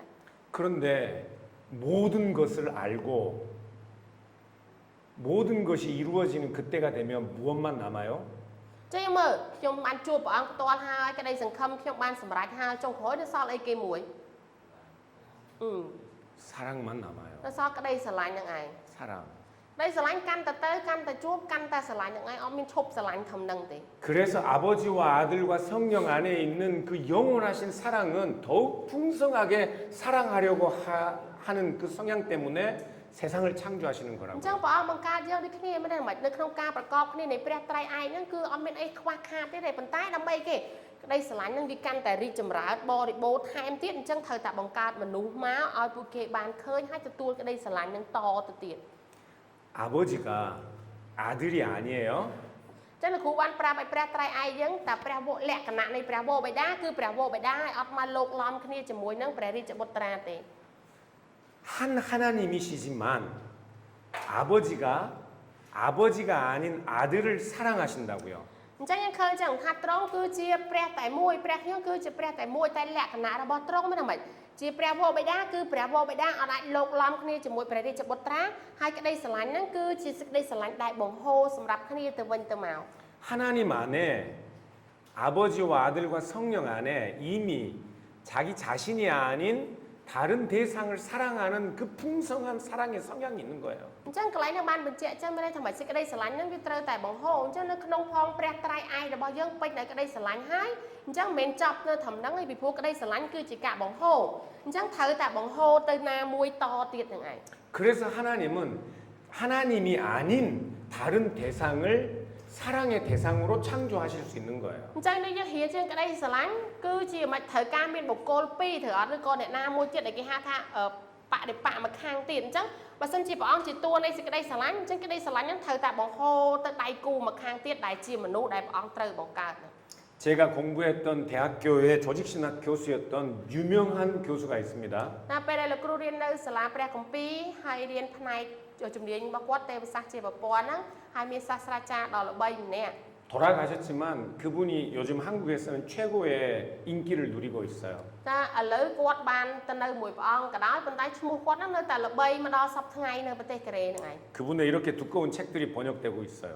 សភៅដែលគាត់បកប្រែហ្នឹងក្រាស់ខ្លាំងណាស់គឺលោកគ្រូសាស្ត្រាចារ្យហ្នឹងគាត់បកប្រែ 이 캄보디아에도 멀지 않아 번역이 돼야 할 거예요. ចុះប៉ុន្តែសភៅទាំងអស់ហ្នឹងគាត់សង្ឃឹមថាវានឹងអាចពេលណាមួយមកដល់ប្រទេសយើងដែលបកប្រែបានហ្នឹង 그분의 이름은 헤르만 바빙크입니다. គឺ Herman Babing សភៅហ្នឹងគឺក្រាស់ខ្ញុំធ្លាប់អានដែរចឹងប្រហែលជា 헤르만 바빙크는 마그날리아 데이 하나님의 크신 일이란 책에서 អញ្ចឹងគឺគាត់បានសរសេរសភៅមួយនិយាយអំពីព្រះខ្ញុំដ៏ធំ 하나님이 아버지와 아들이 구분이 아니라 구별되시고 아버지가 아들을 사랑하실 수 있기 때문에 하나님이 자기 자신이 아닌 다른 세상을 창조하실 수 있었다고 그렇게 설명해요. អញ្ចឹងលោកសាស្ត្រាចារ្យហ្នឹងគាត់បាននិយាយចឹងមានន័យថាម៉េចព្រះដ៏ជាព្រះវរបិតាគឺក្នុងលក្ខណៈនៃពន្ធកិច្ចរបស់ទ្រង់គឺទ្រង់បានបង្ហាញពីក្តីស្រឡាញ់ហ្នឹងហើយដែលធៀបថាម៉េចឪពុកហើយនឹងកូនព្រះដ៏ជាព្រះវរបិតានិងព្រះរាជបុត្រាសួរថាក្តីស្រឡាញ់ឪហើយនឹងកូនហ្នឹងវាទំហំប៉ុណ្ណាដូច្នេះគេប្រៀបធៀបក្នុងលក្ខណៈប៉ុណ្ណឹងអញ្ចឹងមានន័យថាម៉េចក្តីស្រឡាញ់ហ្នឹងវាធំធេងខ្លាំងណាស់អញ្ចឹងហើយបានជាព្រះជាម្ចាស់អាចនឹងស្រឡាញ់ពួកយើងហើយព្រះជាម្ចាស់អាចនៅអីគេទៀតលះបង់ព្រះរាជបុត្រាហ្នឹងដើម្បីពួកយើងនឹងឯង 이건 정말 깊은 이야기예요. តែការហ្នឹងនិយាយតែមួយឃ្លាហ្នឹងវាពិបាកក្នុងការដែលពីព្រោះអានិតពីព្រោះអត្តន័យហ្នឹងវាស៊ីជម្រៅយកអត់ស្រឡាញ់ព្រះរាជបុត្រាខ្លាំងប៉ុន្តែស្រឡាញ់យើងខ្លាំងប៉ុណ្ណាដល់ថ្នាក់ហ៊ានលះបង់ព្រះរាជបុត្រាហ្នឹងមកឲ្យយើងអញ្ចឹង 여러분 사랑은 100번 여러분들에게 이야기해도 여러분들이 사랑해 보지 않으면 무슨 말인지 몰라요. ដូចគេនិយាយអញ្ចឹងលឺ100ដងមិនបាក់មិនស្មើនឹងជួបម្ដងហ្នឹងមិនអ្នកគ្នាលឺតែគេនិយាយថាស្រឡាញ់តែបើអ្នកទាំងអស់គ្នាអត់បានភ្លុករសជាតិថាព្រះអង្គស្រឡាញ់ខ្ញុំខ្លាំងប៉ុណ្ណាអ្នកទាំងអស់គ្នាអត់យល់ទេ 제가 사랑 이야기를 하면 막 가슴이 뛰어야 되는데 이러고 있는 분들 계셔. ចាហេតុអីដូចគាត់និយាយថាខ្ញុំស្រឡាញ់ប្រពន្ធស្រឡាញ់កូនខ្ញុំស្រឡាញ់អីអ្នកខ្លះស្រឡាញ់តែលោកគ្រូទៅខ្ញុំមិនដែលភ្លុករសជាតិហ្នឹងហងធ្វើមុខស្មើដែរហ្នឹងព្រោះយើងអត់ដែលដឹង 하나님의 사랑을 이야기하면 가슴이 설레는 이유는 우리가 그 사랑의 맛을 알기 때문이에요. ចុះទីហោពេលដែលអ្នកណាម្នាក់និយាយពីក្តីស្រឡាញ់ឬក៏លោកគ្រូនិយាយពីក្តីស្រឡាញ់ព្រះមកកាន់ពួកយើងពេលខ្លះទៅអារម្មណ៍យើងឡើងដុកដាក់ដោយសារអីអូខ្ញុំក៏ភ្លុករសជាតិហ្នឹងដែរលោកគ្រូខ្ញុំស្គាល់អាហ្នឹងដែរអញ្ចឹងទៅមានអារម្មណ៍ដូចគ្នា 여러분들이 사랑을 해보시기를 바래요. ខ្ញុំសង្ឃឹមថាឲ្យយើងហ្នឹងធ្លាប់ធ្វើក្តីស្រឡាញ់ហើយធ្លាប់ភ្លុករសជាតិនៃក្តីស្រឡាញ់ហ្នឹង 사랑을 하면 상처를 받아요. តែត្រូវចាំចាំពេលខ្លះស្រឡាញ់ទៅក៏ជួបការឈឺចាប់ដែរព្រះអង្គស្រឡាញ់យើងក៏ព្រះអង្គឈឺចាប់ដែរទៅអត់ 기대하고 사랑했는데 내가 준 만큼 받지 못하면 실망하죠. ហើយបានជាយើងហៅថាឈឺចាប់ឬអស់សង្ឃឹមទីហោដូចយើងស្រឡាញ់ពួកជំនុំណាម្នាក់អញ្ចឹងខ្ញុំស្រឡាញ់គាត់ណាទុកចិត្តគាត់ដល់ពេលគាត់ធ្វើតាមចិត្តរបស់ខ្ញុំមានអារម្មណ៍ថាអើយអស់សង្ឃឹមមួយវាហ្មង 그래서 우리는 사랑에 실패하면 아예 사랑조차를 안 하려고 해요. ឬក៏មនុស្សភាគច្រើនអញ្ចឹងនៅពេលដែលយើងស្រឡាញ់អ្នកណាម្នាក់ទុកចិត្តអ្នកណាម្នាក់តែដល់ពេលដែលម្នាក់ហ្នឹងធ្វើឲ្យយើងអស់សង្ឃឹមមានអារម្មណ៍ថាមិនអស់សង្ឃឹមមិនបាច់ស្រឡាញ់ទៀតឬក៏ឈប់ត្រឹមហ្នឹង 그런데 여러분 우리는 사랑에 실패할 수 없어요. ហើយត្រូវចាំទេក្តីស្រឡាញ់អត់មានពាក្យថាបរាជ័យនោះទេ 왠지 아세요? អ្នកគ្នាដឹងថាហេតុអីអត់ 우리를 포기하지 않는 하나님의 사랑이 우리를 ពេល 붙들고 ដែល 있기 យើង 때문에 តូចចិត្តមួយអ្នកដតីដែលធ្វើឲ្យយើងបរាជ័យមួយក្តីស្រឡាញ់ត្រូវចាំព្រះស្រឡាញ់ខ្ញុំទ្រង់អត់បោះបង់ខ្ញុំចោលហ្នឹងបើគិតពីរឿងខ្ញុំធ្វើឲ្យព្រះអង្គឈឺចាប់រាប់មិនអស់តែព្រះអង្គអត់បោះបង់ខ្ញុំចោលអញ្ចឹងខ្ញុំក៏អត់បោះបង់គេចោលដែរ 자기 아들을 사랑하시는 하나님 아버지의 사랑이 자기가 아닌 다른 세상을 만들어 사랑할 수 있는 하나님의 가능성이 거기에 있는 거라고요. ចឹងយើងមើលព្រះវរបិតាដែលទ្រង់ស្រឡាញ់ព្រះរាជបុត្រាទ្រង់ដ៏ខ្លាំងប៉ុន្តែដើម្បីបង្ហាញពីក្តីស្រឡាញ់ដែលទ្រង់ជាតួនៃក្តីស្រឡាញ់ទ្រង់បង្កើតយើងមកហើយស្រឡាញ់យើងយ៉ាងខ្លាំងដល់ថ្នាក់ហ៊ានលះនៅព្រះរាជបុត្រាហ្នឹងតើនេះគឺជាការដែលបង្ហាញពីក្តីស្រឡាញ់ធំប៉ុណ្ណា 근데 그 사랑은 내가 주는 그 사랑에 대한 기대를 조건으로 하지 않아요. អ្នកគ្នាត្រូវចាំក្តីស្រឡាញ់អត់មានលក្ខខណ្ឌថាខ្ញុំស្រឡាញ់អ្នកឯងត្រូវស្រឡាញ់ខ្ញុំវិញហើយបើធ្វើអញ្ចឹងអ្នកគ្នានឹងអស់សង្ឃឹម ស្រឡាញ់ឲ្យទៅទាំងអស់ដោយអត់រំពឹងថាម្នាក់ហ្នឹងនឹងត្រឡប់មកធ្វើអីជាមួយខ្ញុំវិញអញ្ចឹង 여기 자녀들 키워 보셨죠? នៅទីនេះភាកច្រើនសុទ្ធតែមានបទពិសោធន៍ចិញ្ចឹមកូនហើយ 사랑하죠? យើងស្រឡាញ់កូនត្រូវអត់ 예, 목숨까지 내어줄 것 같죠? ព្រោះជាឪពុកម្ដាយហ៊ានចឹងថាខ្ញុំហ៊ានឈឺជួសកូនខ្ញុំហ៊ានស្លាប់ជួសកូនខ្ញុំធ្វើម៉េចឲ្យតែកូនខ្ញុំរស់ល្អហ្នឹងហើយ 내가 죽어서 자식을 살릴 수 있으면 죽을 수 있을 것 같잖아요. ចុះទីហោដូចធៀបចឹងទីហោថាកូនខ្ញុំឈឺធ្ងន់ឬក៏គេដូរចឹងឥឡូវកូនហ្នឹងអាចរស់បានដូរយកម៉ែឬក៏យកឪច្បាស់ជាម៉ែឬក៏ឪណាម្នាក់ហ៊ានធ្វើហ្នឹងឯង 네? ម៉ានេះសាដានតើបង 많이 사랑하죠. 예. 그런데 그 자식들이 언제나 여러분을 해피하게 만들어줘요. ប៉ុន្តែសួរថាខ្ញុំដូចអ្នកគ្រូនិយាយមិនចាស្រឡាញ់កូនចង់បង្កាច់តែកូនធ្វើមិនដឹងមិនពេលខ្លះកូនប្រកាសថាស្រឡាញ់មកយើងវិញដូរតែយើងចង់បានមួយគាត់អត់អត់ 그냥 혼내주고 싶을 정도로 나쁜 짓을 할 때도 있잖아요. អញ្ចឹងដូចគ្នាមិនថាស្រឡាញ់ខ្លាំងតែពេលខ្លះវ័យខ្លាំងដោយសារម៉េចអត់ចង់ឲ្យវាធ្វើអាក្រក់តែវាចេះតែធ្វើខុសពីចិត្តយើង 속상할 때가 있잖아요. តែឬក៏ពេលខ្លះយើងអស់សង្ឃឹមឬក៏អត់សុបាយចិត្តដោយសារអត់ដូចបំណងរបស់យើងហ្នឹងឯង 우리 마음, 부모의 마음을 몰라주고 부모를 배신하는 것 같은 자녀들이 있잖아요. ហើយđâyក្មេងនៅតែក្មេងចិត្តម៉ែឪនៅចិត្តម៉ែឪមកពីកូននោះអត់ទាន់ខ្លាយទៅជាម៉ែឪគេអញ្ចឹងវាគាត់អត់យល់ចិត្តថាម៉ែឪនោះស្រឡាញ់មិនទេអញ្ចឹងមានអារម្មណ៍ពេលខ្លះកូនអញដូចវាអត់ដឹងកូនអញឬក៏វាក្បត់អញមិនទេឬអត់ស្រឡាញ់អញសោះអញ្ចឹង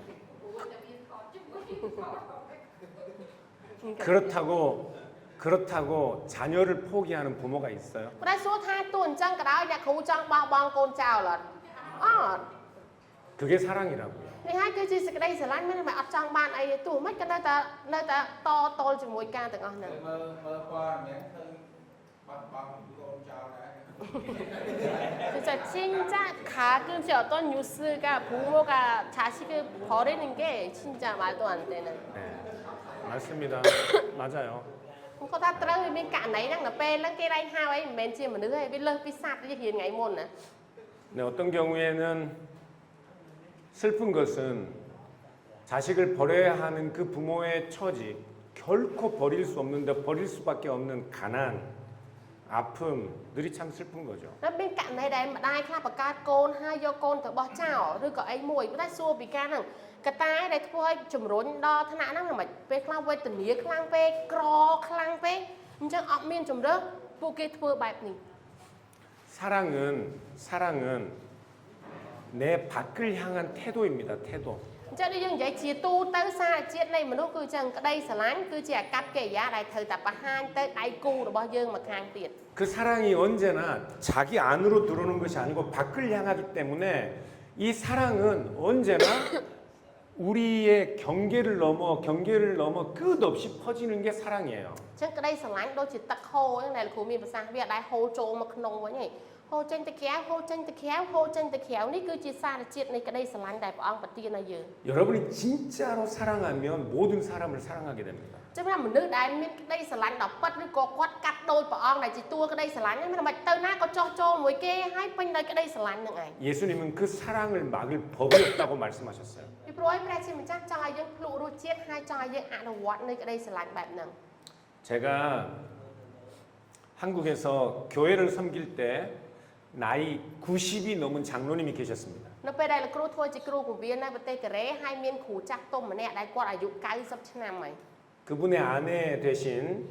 그분의 아내는 10년 동안 파킨슨병으로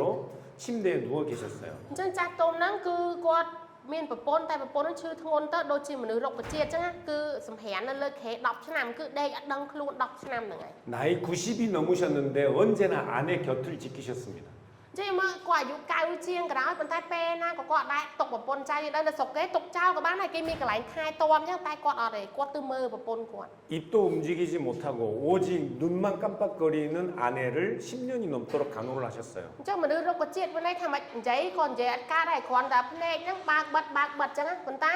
និយាយទៅអត់មានដែរនិយាយមួយគាត់ទេប៉ុន្តែ10ឆ្នាំគឺគាត់ទៅមើលថែប្រពន្ធគាត់រហូត 네, 장로님은 저에게 아내가 말도 못하고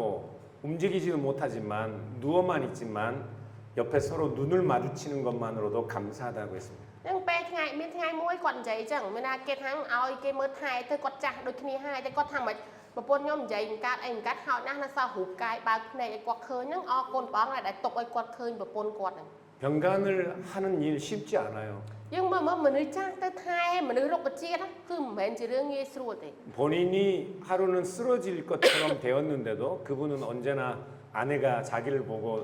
눈을 맞추는 것에 감사했습니다. អញ្ចឹងគាត់ពេលខ្លះទៅគាត់ចាស់ឲ្យមើលថែប្រពន្ធបើជូតខ្លួនលាងសម្អាតប្រពន្ធហ្នឹងពេលខ្លះទៅសឹងតែស្លាប់ខ្លួនឯងតែគាត់ថាមិនមួយថ្ងៃគាត់ខានឲ្យទៅមើលភ្នែកប្រពន្ធបានម្ដង 어느 날 저에게 급하게 달려오셨어요. ស្រាប់តែថ្ងៃមួយគាត់ហត់មកយ៉ាងលឿនមកហៅគ្រូពងវាល 목사님 하나님이 제 기도를 들어주셨습니다. តែលោកគ្រូឥឡូវព្រះអង្គតបនៅការអធិដ្ឋានរបស់ខ្ញុំហើយ 40년 전에 집을 나간 아들이 돌아왔습니다. អញ្ចឹងប្រហែលជាកូនដែលហត់ចោលគាត់រយៈពេល40ឆ្នាំហ្នឹងមានន័យថាបែកគ្នា40ឆ្នាំត្រឡប់មកផ្ទះវិញហ្នឹងឯង 40년 전에 대학을 졸업했던 아들이 집을 나가서 홈레스로 살다가 지금 40년 후에 집으로 돌아왔어요. ចាំតែ40ឆ្នាំមុនកូនហ្នឹងរៀនចប់សាកលហើយមានបញ្ហាក្នុងគ្រួសារហត់ចេញពីផ្ទះ40ឆ្នាំក្រោយទៅត្រឡប់មកផ្ទះវិញអញ្ចឹង 40년 ហ្នឹងហើយសម័យមកមិនមែន4ឆ្នាំទេណា40ឆ្នាំ 나이 90 អញ្ចឹងកាលគឺគិតមើល40ឆ្នាំគឺអាយុច្រើនហើយ 큰아들이었어요. អញ្ចឹងជាកូនប្រុសធំ 아버지는 40년 동안 아들을 포기하지 못했어요. នៅក្នុងសម័យមក40ឆ្នាំត្រឡប់មកវិញកូនប្រុសហ្នឹងអាយុ60ឆ្នាំណាអាយុ60ឆ្នាំម្ដងតែឪពុកនឹងអត់ដែរខឹងឬក៏ស្អប់កូនសំបីម្ដងចាំរយៈពេល40ឆ្នាំ 40년 동안 울면서 아들을 위해서 기도했습니다. ចុះថា40ឆ្នាំហ្នឹងគឺគាត់យំផងអធិដ្ឋានផងដើម្បីកូនប្រុសដែលរត់ចោលផ្ទះ40ឆ្នាំហ្នឹង 아침에 제가 새벽에 교회를 가면서 그 아파트를 지났더니 그 집 아파트에 불이 켜지고 사람이 왔다 갔다 하는 불빛이 보이더라고요. ចឹងពេលដែលចិត្តភ្លឺគ្រូវាគឺគេទៅភៀចិត្តភ្លឺគាត់ទៅដើរកាត់អាផាតមិនដែលនៅបន្ទប់ហ្នឹងឃើញភ្លើងភ្លឺពីព្រោះការ៉េដើរកាត់ទៅភ្លើងវាភ្លឺភ្លឺផ្លែតអញ្ចឹង 큰아들은 홈레스였습니다. អញ្ចឹងកូនរបស់គាត់ហ្នឹងទៅ40ឆ្នាំចុងក្រោយខ្លាចទៅជាគេហៅថាមនុស្សអនាថាអត់មានផ្ទះសុបាយ 집에 돌아왔다고 일도 하지 않아요. ហើយក៏អត់ដែរហ៊ាននិយាយប្រាប់ឪដែរថាខ្ញុំមកផ្ទះវិញ 누워 계신 어머니를 병간하지도 않아요. ហើយក៏មិនបានដឹងដែរថាម្ដាយនឹងឈឺរហូតដូចជាមនុស្សរុក្ខជាតិហ្នឹង 이런 못된 아들이 있나? ហើយយើងមើលអញ្ចឹង40ឆ្នាំម្ដាយមកផ្ទះម្ដងហើយ40ឆ្នាំក៏ម្ដាយមកមើលថែម្ដាយដែរគាត់ជាមនុស្សរុក្ខជាតិម្ដងសួរថាកូននឹងវាបើនិយាយពីសាមញ្ញគេហៅកូនអកតញ្ញូអញ្ចឹង 그런데 그 장로님은 숨가쁘게 달려와서 박수를 치셨어요. ប៉ុន្តែថ្ងៃមួយដែលឃើញកូននឹងមកដល់មុខផ្ទះហ្នឹងគឺគាត់សប្បាយផ្ទះដៃស្វាគមន៍កូនដែលយើងគិតថាជាអកតញ្ញូហ្នឹងឯង 목사님 하나님이 내 기도를 들어주셨습니다. ចឹងហត់មកសប្បាយអរក៏ខឹកប្រាប់គ្រូចឹងថាលោកគ្រូព្រះជាម្ចាស់ឆ្លើយតបមួយសំណូមអធិដ្ឋានខ្ញុំហើយ 그게 사랑이라고요. នេះហើយគឺជាសេចក្តីស្រឡាញ់ 하나님이 왜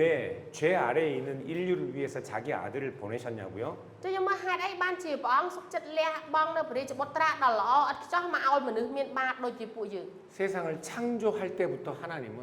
사랑으로 창조하셨기 ពី 때문에 ព្រោះឯតាំងពីបង្កើតយើងមកគឺទ្រង់បង្កើតយើងដោយតួនៃសេចក្តីស្រឡាញ់អញ្ចឹងតួជាកូននឹងវាអាក្រក់មិនក្រោយវាខុសមិនក្រោយនៅតែជួយវានឹងឯង 집 나간 아들을 위해서 기도하는 아버지의 심정처럼 하나님은 죄 아래에 있는 우리를 포기하실 수 없는 ចឹង 거예요. គេធៀបព្រះយើងអត់ខុសគ្នាទេព្រះយើងគឺដូចជាឪពុកនឹងឯងមិនខុសពីចាស់ទុំម្នាក់ហ្នឹងឯងកូននឹងទៅចោលគាត់40ឆ្នាំវែងផ្ទះ40ឆ្នាំមិនក្រោយតែនៅតែអធិដ្ឋានឲ្យកូននឹងជានិច្ច 그 사랑 때문에 하나님은 자기 독생하신 아들이라도 보내시는 겁니다. ចឹងណាដោយសេចក្តីស្រឡាញ់ហ្នឹងណាយើងជាមនុស្សមានបាបអត់ស្គាល់ព្រះអង្គក៏ដោយប៉ុន្តែក្តីស្រឡាញ់ហ្នឹងអត់អាចបោះបង់បានអញ្ចឹងហើយបានជានៅតែប្រទានព្រះរាជបុត្រាតែមួយរបស់ព្រះមកឲ្យយើងនឹងឯង 다 설명했어요. យល់អស់ហើយណាអស់ហលីងហើយអស់ហលីងបញ្យល់ហើយ 하나님에 관하여 성경이 말씀하시는 것. អញ្ចឹងនេះគឺជាអ្វីដែលបង្ហាញពីលក្ខណៈនៃផងព្រះ 그분은 선하시고 완전하시고 영광되시고 복되시고 무한하시고 어디든지 계시고 이 모든 것들은 하나님의 그 속성들은 하나님이 삼위일체라는 사실에서 나오는 거예요. អញ្ចឹងមកនៅសំណួរទី7ហើយគេសួរចឹងព្រះអង្គគឺជាព្រះឯងព្រះអង្គជាព្រះដែលគង់ដោយឯងអស់កលជានិច្ចឥតខ្ចោះព្រះអង្គបរិសុទ្ធអ្វីអ្វីលក្ខណៈដែលយើងរៀនទាំងអស់ហ្នឹងហើយបន្ទាប់ពីយើងស្គាល់ពីលក្ខណៈទាំងអស់ហ្នឹងហើយយើងអាចចូលមកដឹងថាអូព្រះត្រៃឯករបស់ខ្ញុំត្រង់យ៉ាងម៉េច 하나님이 삼위일체이시기 때문에 사랑으로 세상을 창조하시고 사랑으로 창조한 세상이 타락해도 하나님은 예언 언약을 주시고 독생하신 아들을 보내어 그 약속을 성취하시고 우리를 구원하시고 마침내는 영원하신 하나님의 사랑의 교제에 우리를 다 데려가시는 거예요. ចឹងយើងមើលចំណុចទី2ព្រះត្រៃឯករបស់យើងនៅពេលយើងស្គាល់ព្រះត្រៃឯករបស់យើងគឺទ្រង់រស់នៅក្នុងគេពន្ធនៃកិច្ចនៃសេចក្តីស្រឡាញ់ដល់បរិបូរណ៍របស់ផងព្រះហើយព្រះអង្គគឺជាព្រះនៃក្តីស្រឡាញ់នឹងហើយក្តីស្រឡាញ់នេះវាត្រូវតែបង្ហូរចេញមកខាងក្រៅដោយការបង្ហូរនោះមានសកម្មភាពអីគេខ្លះបង្កើតយើងពេលយើងធ្លាក់ចុះស្រង់យើងវិញហើយប្រទាននៅសេចក្តីទំនាយប្រទាននៅការតាំងសញ្ញាឲ្យយើងបន្ទាប់មកព្រះអង្គសម្រេចទៀតនិយាយទៅសន្យាក៏ខ្លួនឯងសម្រេចក៏ខ្លួនឯងជួយក៏ខ្លួនឯងនាំយើងទៅវិញទៀតនាំយើងទៅនៅមួយព្រះអង្គវិញ 그러니 이 하나님이야말로 영원토록 우리의 찬양과 감사와 예배를 받으셔야 할 분인 거예요. អញ្ចឹងមានន័យថាម៉េចគេតែនិយាយដល់ហេតុអីបានជាខ្ញុំថ្វាយបង្គំព្រះអង្គមិនមែនដោយសារគ្រាន់តែព្រះអង្គជាព្រះហើយប៉ុន្តែព្រះអង្គគឺជាព្រះមួយអង្គដែលសមពីព្រោះព្រះអង្គបោះតុនលើក្តីស្រឡាញ់ខ្ញុំធំហើយអញ្ចឹងព្រះអង្គសមនឹងទទួលការសរសើរដំកើងសមនឹងទទួលការថ្វាយបង្គំពីខ្ញុំនឹងឯង 정말로 찬양 받으실 만하지 않나요? យើងមើលការលះបង់ព្រះអង្គធំអាសមអត់ទោះបីជាយើងថាព្រះមានប្រមាណក៏ដោយតែព្រះអង្គគឺជាព្រះតែមួយដែលសមនឹងទទួលការថ្វាយបង្គំនិងការសរសើរដំកើងពីយើងអត់ 정말로 진실한 마음으로 예배드려야 할 만하지 않냐? អញ្ចឹងបើយើងបានរៀនហើយពីក្តីស្រឡាញ់ដ៏ធំរបស់ព្រះអង្គបែបហ្នឹងយើងស្គាល់ព្រះអង្គច្បាស់ហើយពេលដែលយើងថ្វាយបង្គំលើក្រោយច្បាស់ជាអញ្ចឹងខ្ញុំថ្វាយបង្គំព្រះអង្គអស់ពីចិត្តដោយពាក្យសារភាពថាម៉េចព្រះអង្គគឺជាព្រះតែមួយអង្គគត់ដែលសមនឹងទទួលការសរសើរដំកើងនិងការថ្វាយបង្គំពីខ្ញុំហ្នឹងឯង 이 하나님이 어떤 분이신지를 알면 예배해라, 찬송해라, 기도해라, 사랑해라 말하지 않아도 됩니다. អ្នកគ្នាហេតុអីបានយើងត្រូវរៀនពីព្រះពួកជំនុំដូចគ្នាយើងអត់ឲ្យពួកគាត់ស្គាល់ថាព្រះជាណាគេហោចេះតែរុញឲ្យគាត់ថ្វាយបង្គំរុញឲ្យគាត់សរសើរដំកើងរុញឲ្យគាត់អធិដ្ឋានរុញឲ្យគាត់អរព្រះគុណគាត់អត់ធ្វើទេពីព្រោះគាត់អត់ស្គាល់ថាព្រះជាណាគេឥឡូវលោកគ្រូបង្រៀនឲ្យយើងស្គាល់ថាព្រះអង្គជាណាគេស្រឡាញ់យើងខ្លាំងប៉ុណ្ណាពេលហ្នឹងមិនបាច់ប្រាប់លោកគ្រូអ្នកគ្រូទេបើលោកគ្រូអ្នកគ្រូយល់មែនទេមិនបាច់ខ្ញុំនឹងថ្វាយបង្គំអស់ពីចិត្តស្រឡាញ់អស់ពីចិត្តរស់នៅដោយការអរព្រះគុណពីព្រោះខ្ញុំដឹងថាម៉េចទ្រង់ជាព្រះដែលសមនឹងទទួលយកការទាំងអស់ហ្នឹង 그래서 저는 여러분이 하나님을 삼위일체 하나님으로 알기를 바랍니다. ចឹងគោលម្ដងលោកគ្រូមកបង្រៀនប្រហែលថ្ងៃគឺអញ្ចឹងគោលម្ដងឲ្យយើងដឹងច្បាស់ថាព្រះខ្ញុំមិនព្រះត្រៃឯករបស់ខ្ញុំជាព្រះដែលបង្ហូរក្តីស្រឡាញ់មិនអ្នកទាំងអស់គ្នាច្បាស់ពេលហ្នឹងអ្នកទាំងអស់គ្នានឹងធ្វើវាចេញមក 우리가 믿는 하나님은 아버지와 아들과 성령이 영원토록 하나이신 거룩하신 삼위일체 하나님입니다. អញ្ចឹងយើងឃើញអញ្ចឹងព្រះត្រៃឯករបស់ខ្ញុំជាព្រះដ៏ជាព្រះវរបិតាព្រះរាជបុត្រាព្រះមានបរិសុទ្ធដែលជាតួនៃសេចក្តីស្រឡាញ់ដ៏បរិសុទ្ធអស់កលជានិច្ចហ្នឹងឯង 여러분의 진실한 마음으로 하나님을 예배할 만한 분이십니다. ចឹងដូចឃ្លានិយាយហ្នឹងពេលដែលយើងហ៊ានអស់ហើយពាក្យដែលយើងសារភាពមួយឃ្លាហ្នឹងគឺអញ្ចឹងព្រះអង្គគឺជាព្រះដែលសមនឹងទទួលយកការថ្វាយបង្គំនិងការសរសើរដំកើងពីខ្ញុំហ្នឹងឯង 우리 그 하나님께 영광의 박수를 한번 쳐볼까요? តែយើងផ្ទះដៃថ្វាយសេរីរុងរឿងទៅកាន់ព្រះមួយ 네, 10분만 쉬겠습니다. យើងសម្រាប់10នាទី 네, 대열의 문답 8문은 7문, 8문은 하나님의 속성과 성품에 관하여 말씀한다고 했어요. នេះឃើញសភៅនេះក្នុងសភៅយើងអត់មាននិយាយពី Westminster អញ្ចឹងលោកគ្រូថែមសំណួរចម្លើយវែងរបស់ Westminster ឲ្យយើងនឹងឯង 그래서 8문은 하나님 외에 다른 하나님이 있는가 하고 질문합니다. ចាសំណួរទី8យើងមើលគេសួរថាម៉េចតើមានព្រះផ្សេងទៀតក្រៅពីព្រះតែមួយអង្គដែរឬទេ 예, 그 답은 살아계시고 참되신 하나님은 오직 한 분뿐이라고 답해요. អញ្ចឹងចម្លើយគឺម៉េចមានតែព្រះពិតដល់មានព្រះជន្មគង់នៅតែមួយឯក្រៅពីហ្នឹងអត់មានព្រះនោះទេ 성경의 여러 곳에서는 하나님 외에 다른 신이 없다고 선언하고 있어요. យើងមកដូចនៅនិខមណាំងអីចឹងបញ្ជាក់ប្រាប់ថាម៉េចក្រៅពីព្រះអង្គគ្មានព្រះឯណាទៀតក្រៅពីព្រះអង្គឡើយ 신명기 6장 4절은 제가 히브리어로는 아는데 제가 해볼게요. 쉐마 이스라엘 아도나이 엘로헤이누 아도나이 에카드라는 말이에요. អញ្ចឹងនៅចៅទយេកថាចំពោះ6ខ4មិញគាត់សូត្រជាភាសាហេប្រឺអញ្ចឹងខ្ញុំក៏ដឹងដែរខ្ញុំចេះតែតិចតិច 들으라 이스라엘아 여호와 우리 하나님은 오직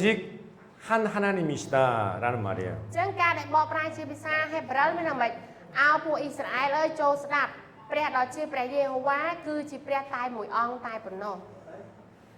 하늘과 땅에는 신이라고 믿는 많은 신들이 있다고 사람들이 믿지만 그러나 바울은 우리에게는 오직 한 하나님만이 계신다고 말씀해요. មនុស្សដែលលើផែនដីគេគិតថាមិនមានព្រះច្រើនណាប៉ុន្តែយើងប្រើពាក្យបច្ចេកទេសយើងអត់ហៅព្រះទេយើងហៅថារូបព្រះអញ្ចឹងសាវកពោលបានបញ្ជាក់យ៉ាងច្បាស់ថាមិនក្រៅពីព្រះអង្គអត់មានព្រះណាទៀតទេ 이사야 44장 6절에는 하나님께서 나는 처음이고 마지막이다. 나 외에 다른 신이 없다. 그렇게 នៅ 말씀하시죠. គម្ពីរអេសាយក៏បានបញ្ជាក់ដែរថាមិនត្រង់គឺជាដើមហើយជាចុងក្រៅពីត្រង់គឺអត់មានអ្នកណាទៀតទេ 그래서 하나님 외에 다른 신이 없어요. អញ្ចឹងបញ្ជាក់ឡើយនឹងក្រៅពីត្រង់គឺគ្មានព្រះឯណាទៀត 그래서 우리가 하나님을 아버지와 아들과 성령 삼위일체로 믿지만 하나님이 세 신이 아니라 한 하나님이라는 사실이 중요해요. ចឹងយើងមើលគឺការអស្ចារ្យដែលគ្រីស្ទបរិស័ទគាត់សារភាពចឹងព្រះនៃខ្ញុំគឺជាព្រះត្រៃឯកជាព្រះដ៏ជាព្រះវរបិតាព្រះដ៏ជាព្រះបុត្រានិងព្រះវិញ្ញាណបរិសុទ្ធហើយទ្រង់គឺជាព្រះតែមួយនេះគឺជាការសារភាពដ៏មិនយល់របស់លោកីដែលគាត់ព្យាយាមយល់ពីយើងនឹងឯង 하나님이 한 하나님이라는 사실과 그리고 하나님이 아버지와 아들과 성령으로 삼위로 계신다는 사실 두 가지가 다 중요해요. អញ្ចឹងគឺហេតុអីបានជាយើងប្រើពាក្យបច្ចេកទេសថាត្រៃឯកហ្នឹងមិនមែនព្រះខ្ញុំតែមួយតែទ្រង់មានលក្ខណៈ3អង្គនេះគឺជាគោលលទ្ធិយ៉ាងសំខាន់ដែលយើងត្រូវយល់ហើយយើងត្រូវតែជឿនឹងឯង 하나님이 한 분이라는 사실만 강조하고 아버지와 아들과 성령이라는 사실을 부정하면 안 돼요. ពីព្រោះឯងជឿគឺជឿទាំងអស់ដែលយើងសូត្រគោលជំនឿសាវកអញ្ចឹងមិនមែនខ្ញុំបដិសេធលក្ខណៈណាមួយរបស់ព្រះឯងខ្ញុំជឿថាព្រះរបស់ខ្ញុំមានតែមួយហើយយើងធីបលក្ខណៈត្រៃឯកត្រង់ចោលក៏អត់ត្រូវដែរមានតែមិនទ្រង់ជាព្រះតែមួយហើយទ្រង់ត្រៃឯកនេះជាការសារភាពរបស់យើង 하나님이 아버지와 아들과 성령으로 계신다고 해서 하나님이 한 분이라는 사실을 또 무시해서는 안 돼요. អញ្ចឹងដូចគ្នាមានន័យថាម៉េចព្រះនៃខ្ញុំគឺជាព្រះតែមួយហើយទ្រង់មិនមែន3អង្គទេតែទ្រង់មានលក្ខណៈ3យ៉ាងអញ្ចឹងមានន័យថាម៉េចវាត្រូវ balance គ្នាព្រះអង្គជាព្រះតែមួយខ្ញុំសារភាពលក្ខណៈរបស់ទ្រង់ទាំង3នេះខ្ញុំជឿទាំងលក្ខណៈទាំង3ហ្នឹងគឺវាត្រូវតែដូចគ្នា 네. 그래서 우리는 하나님을 생각할 때 언제나 아버지와 아들과 성령으로 계신 한 하나님이 계시다고 알아야 해요. អញ្ចឹងគ្នាហ្នឹងវាវែងប៉ុន្តែនៅពេលដែលយើងនិយាយថាខ្ញុំជឿព្រះជឿព្រះហ្នឹងមានថានៅក្នុងហ្នឹងវាបង្កប់ដោយសេចក្តីសារភាពខាងក្រោយយើងថាម៉េចព្រះត្រៃឯករបស់ខ្ញុំហ្នឹងឯង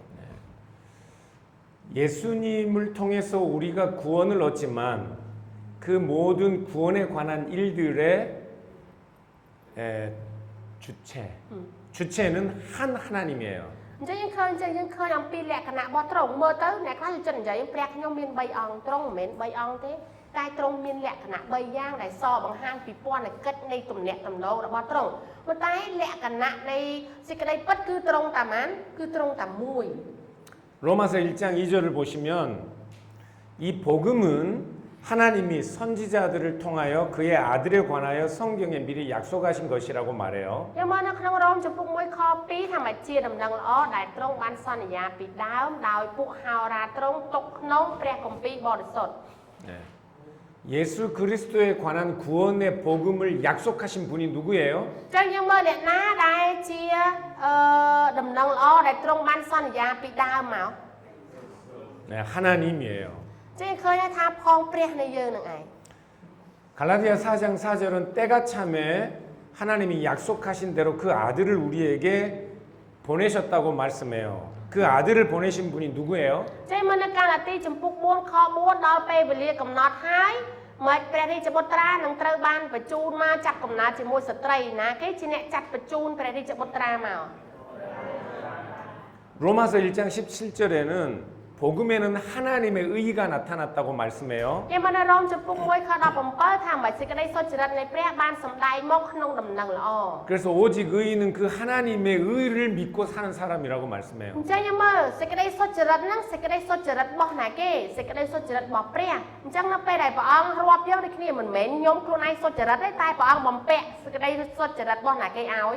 សេចក្តីសុចរិតរបស់ព្រះ 하나님의 의는 뭘 이야기해요? តើអ្វីទៅជាសេចក្តីសុចរិតនៃព្រះហ្នឹង 그의 아들 예수 그리스도를 통해서 우리의 모든 죄를 심판하시는 하나님의 의예요. តែសេចក្តីសុចរិតនៃព្រះគឺអីគេ ព្រះអង្គគឺជាព្រះដែលយុត្តិធម៌ជំនុំជម្រះត្រូវតែជំនុំជម្រះតែព្រះអង្គអត់ចង់ជំនុំជម្រះយើងគឺធ្វើម៉េចត្រូវតែចាត់បញ្ជូនអ្នកណាម្នាក់គឺព្រះរាជបុត្រាហ្នឹងមកសគត់ដើម្បីមានការជំនុំជម្រះនឹងកើតឡើងហ្នឹងឯង 그래서 우리가 예수 그리스도를 믿으면 우리가 받아야 할 모든 심판을 대신 받으신 예수 그리스도 때문에 우리가 의롭게 되는 의예요. ចេះឃើញអស់អ្នកណាដែលជឿទៅលើផងព្រះយេស៊ូវពេលនោះយើងត្រូវបានរាប់ជាសុចរិតអញ្ចឹងរាប់ជាសុចរិតហ្នឹងយើងរាប់ខ្លួនឯងមិនមែនឯព្រះបំពាក់ឬក៏រាប់នៅសេចក្តីសុចរិតរបស់ទ្រង់មកលើផងយើងដោយគេសេចក្តីសុចរិតនោះគឺឲ្យម្នាក់មករងទុកជំនួសយើងដើម្បីឲ្យយើងនឹងមានសេរីភាពឬក៏រាប់ថាគ្មានទោសនឹងឯង 우리를 의롭다 하시고 그 모든 약속을 주시고 성취하신 분이 하나님이에요. អញ្ចឹងយើងមកព្រះអង្គឲ្យយើងមិនឲ្យយើងមានសេរីភាពឲ្យយើងបានសុចរិតនៅក្នុងផងព្រះអង្គហើយព្រះអង្គជាអ្នកដែលទំនួលខុសត្រូវធ្វើយ៉ាងម៉េចដោះស្រាយឲ្យយើងរួចពីសំណាញ់ច្បាប់ចឹងឯងនិយាយពីសាមញ្ញ 지금 바울은 예수 그리스도의 아버지 성부 하나님을 말씀하고 있어요. ចឹងនៅកន្លែងនេះទាំងអស់គឺសាវកពោលព្យាយាមបញ្យល់ថាតើពន្ធកិច្ចនៃផងព្រះវរបិតាទ្រង់ធ្វើយ៉ាងម៉េច 성부 하나님. 구약에서 하나님은 언제나 한 분이라고 말씀해요. ចឹងនៅក្នុងសញ្ញាចាស់ដូចគ្នារាល់ពេលគឺពួកគេផ្ដោតទៅលើព្រះរបស់យើងគឺជាព្រះតែមួយ 네. 신명기 6장 4절 아까 제가 히브리어로 암송했는데 이스라엘아 들으라 우리 하나님 여호와는 오직 유일한 여호와시니 너는 마음을 다하고 뜻을 다하고 힘을 다하여 내 하나님 여호와를 사랑하라 하고 있죠. ចឹងយើងមកនៅចារយកថាដែលលោកគ្រូសូត្រជាភាសាហេប្រឺលមិញគឺនៅចំពោះ6ខ4ចូលស្ដាប់ចោះឲ្យអ៊ីស្រាអែលអើយព្រះយេហូវ៉ាជាព្រះនៃយើងក៏ព្រះយេហូវ៉ាតែមួយអង្គទ្រង់គឺព្រះយេហូវ៉ាតែមួយអង្គទ្រង់ 에레미야 10장 10절은 오직 여호와는 참 하나님이시요 살아계신 하나님이시요 영원한 하나님이시라 그렇게 말씀하고 ហើយ 있습니다. នៅយេរេមៀចំពោះ10ខ10ក៏មានខ្លឹមសារបញ្ជាក់យ៉ាងមិនថាម៉េចព្រះអង្គគឺជាព្រះតែមួយជាព្រះដ៏ពិតតែមួយព្រះយេហូវ៉ាទ្រង់ជាព្រះដ៏ពិតអីអញ្ចឹងគឺនៅក្នុងខ្លឹមសារនៃយេរេមៀ10ខ10ហ្នឹងឯង 구약 성경은 언제나 하나님을 한 분이라고 유일한 하나님이라고 말해요. អញ្ចឹងនៅក្នុងសញ្ញាចាស់គឺតែងតែប្រាប់ព្រះរបស់យើងគឺជាព្រះដ៏ឥតខ្ចោះឬក៏ពាក្យថាតែមួយអង្គដែលអត់មានណាគេដូរឬក៏ដូច 참 하나님이시고 영원하신 하나님은 여호와 하나님 한 분밖에 없어요. ចាព្រះដ៏ពិតព្រះដ៏ឥតខ្ចោះហ្នឹងគឺគ្មានអ្នកណាមួយដូរឬក៏ដូចបានទេមានតែព្រះអង្គតែមួយអង្គគត់ 신약 성경도 하나님을 여러 하나님으로 말하지 않아요. ចឹងនៅសញ្ញាថ្មីដូចគ្នាគេអត់បានវិពណ៌នាព្រះមានច្រើនអង្គនោះទេ 예수님을 하나님이라고 묘사하고 성령을 하나님이라고 묘사하지만 신약 성경은 언제나 하나님을 한 분이라고 말씀해요. ចឹងនៅពេលដែលយើងឃើញនៅក្នុងសញ្ញាថ្មីយើងឃើញគេប្រើពាក្យ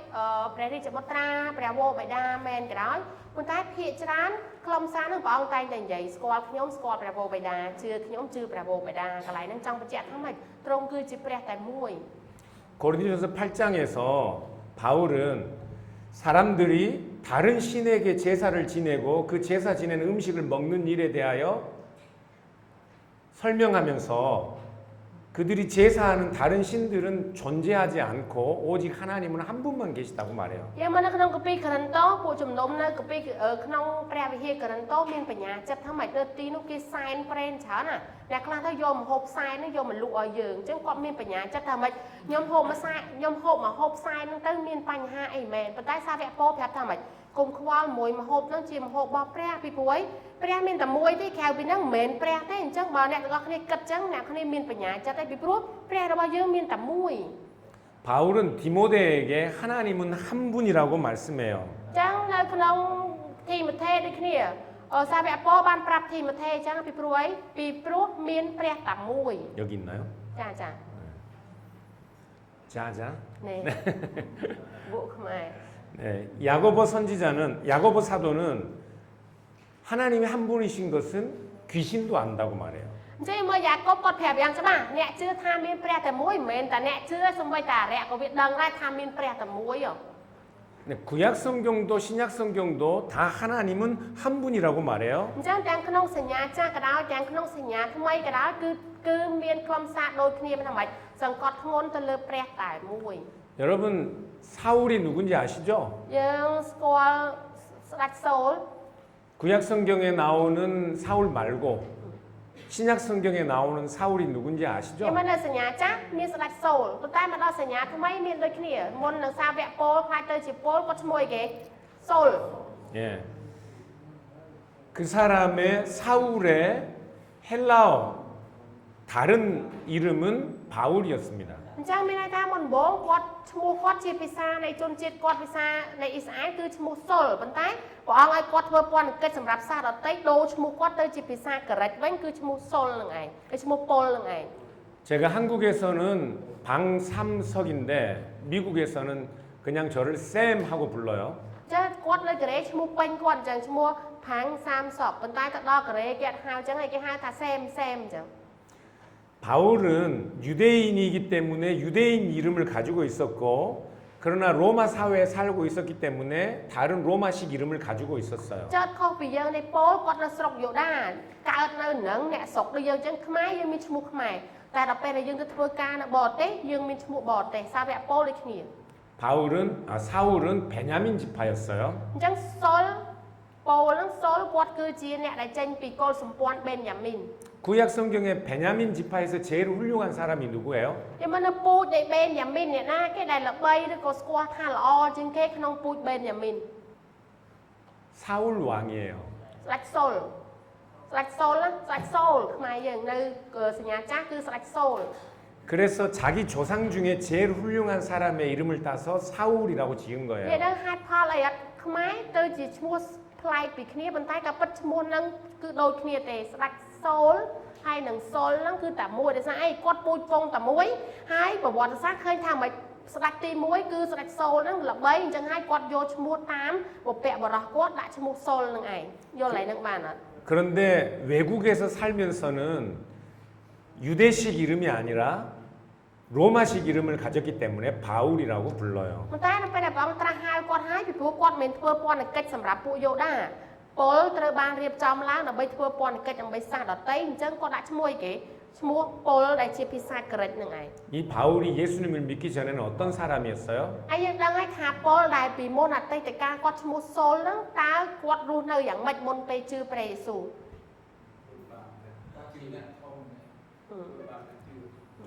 មាននសារាមេពីប៉ាខានហ្នឹងចា 나쁜 사람이었어요? និយាយសាមញ្ញទៅគាត់ចេះដឹងមែនតែមនុស្សអាក្រក់ 나쁜 사람이었어요? និយា 바울 យទៅគឺអាក្រក់ហ្នឹងឯង 바울은 이렇게 말해요. 자기는 율법에 흠이 없는 사람이라고. ពលគាត់ថាចឹងនិយាយថាមនុស្សមានអំណួរថាមិននិយាយដាក់មកក្រិតវិន័យគាត់គ្មានកន្លែងណាមួយចន្លោះពីក្រិតវិន័យបានគាត់ចេះទាំងអស់ 그 당시에는 정말 훌륭한 사람이었어요. ចឹងសម័យហ្នឹងនិយាយចឹងមានថាបណ្ឌិតអស់ទាំងបណ្ឌិតពីព្រោះគ្មានកន្លែងណាអាគេនិយាយចឹងដាក់ទៅគ្មានកន្លែងណាទើមួយគាត់ទេ 율법을 지키기 위해 자기 목숨이라도 내어놓을 사람이었어요. ហើយគាត់តាំងខ្លួនឯងជាមនុស្សបរិសុទ្ធថាមិនក្រិតវិន័យឲ្យប្រហែលខ្ញុំគោរពតាមក្រិតវិន័យទាំងអស់ទោះស្លាប់ក៏ខ្ញុំដើរតាមក្រិតវិន័យដែរ 하나님은 유일한 한 하나님이라는 사실 신명기 6장 4절 말씀을 목숨을 걸고 지킬 사람이었어요. គាត់គឺជាអ្នកដែលមើលនៅចោទយកថាចំពុក6ខ4មិនហ្នឹងហើយគាត់ថាមិនស៊ូស្លាប់មិនក្រោយព្រះរបស់ខ្ញុំគឺតែមួយទេ 왜냐하면 신명기 6장 4절은 여호와 하나님은 유일한 우리 하나님이기 때문에 마음과 뜻과 목숨을 다해서 섬기라고 하고 있거든요. អ្នកគ្នាឃើញនៅចោទយកថាចំពុក6ខ4ប្រាប់ចឹងព្រះយេហូវ៉ាគឺជាព្រះតែមួយអញ្ចឹងគាត់ស្គាល់តែព្រះយេហូវ៉ាតែមួយទេក្រៅពីហ្នឹងអ្នកណាឈ្មោះផ្សេងទៀតមិនមែនព្រះគាត់ទេ 바울 베냐민 지파의 사울은 목숨을 다해 유일하신 하나님을 섬기는 사람이었다고요. ចឹងឃើញគាត់ចេញពីកុលសម្ព័ន្ធនៃបេនយ៉ាមីនហើយជាពូជនៃស្ដេចសូលមកនៃកុលសម្ព័ន្ធតែមួយណាហើយគាត់គិតចឹងព្រះយេហូវ៉ាគឺជាព្រះតែមួយគត់របស់ខ្ញុំ 그래서 하나님을 유일한 하나님이 아닌 유대인들 중에 우상을 섬기거나 다른 신을 섬기는 사람들을 그는 용납할 수가 없었어요. យើងមើលមុនពេលដែលគាត់ជឿព្រះអង្គគាត់ដឹងពីសេចក្តីអាចកំបាំងថាព្រះដែលយាងមកជាណាគេទេអញ្ចឹងមានតែមិនព្រះរបស់ខ្ញុំគឺតែមួយព្រះយេហូវ៉ាអញ្ចឹងអ្នកណាក៏រົບរូបព្រះផ្សេងអ្នកណាតាំងខ្លួនឯងថាជាព្រះគឺគាត់អត់អាចលើកលែងទោសឲ្យបានទេ 그런데 하나님은 한 분뿐인데 유대인들 중에 이방인이 아니고 유대인들 중에 십자가에 못 박힌 예수를 하나님처럼 예배하는 사람들이 있는 거예요.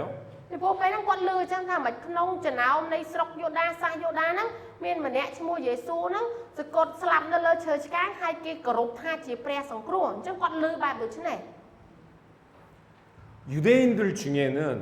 우상을 섬기거나 하나님의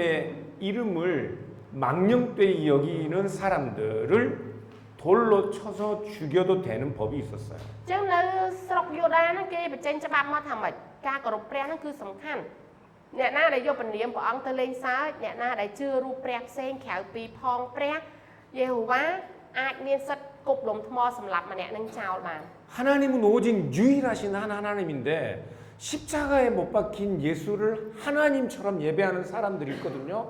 사울은 바울은 그 사람들을 죽여도 좋다고 생각한 거예요. អញ្ចឹងដោយសារតែច្បាប់នឹងមានហើយយើងដឹងហើយសូលដែលជាពោលនឹងគាត់គឺជាមេនៃក្រឹតវិន័យអញ្ចឹងគាត់ក្រឹតក្រមកាន់ច្បាស់ណាស់អញ្ចឹងបើសិនជាក្រៅពីព្រះយេហូវ៉ាមនុស្សទៅគោរព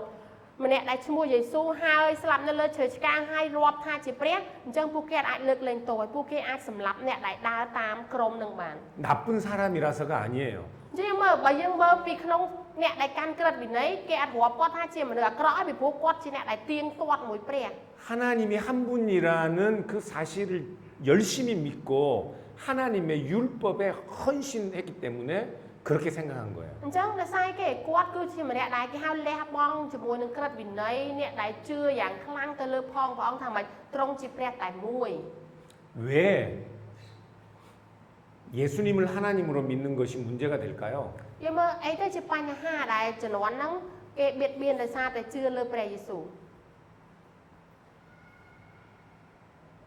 왜 문제가 될까요? យើងមើលការដែលជឿព្រះយេស៊ូវមិនបានទៅคล้ายទៅជាបញ្ហា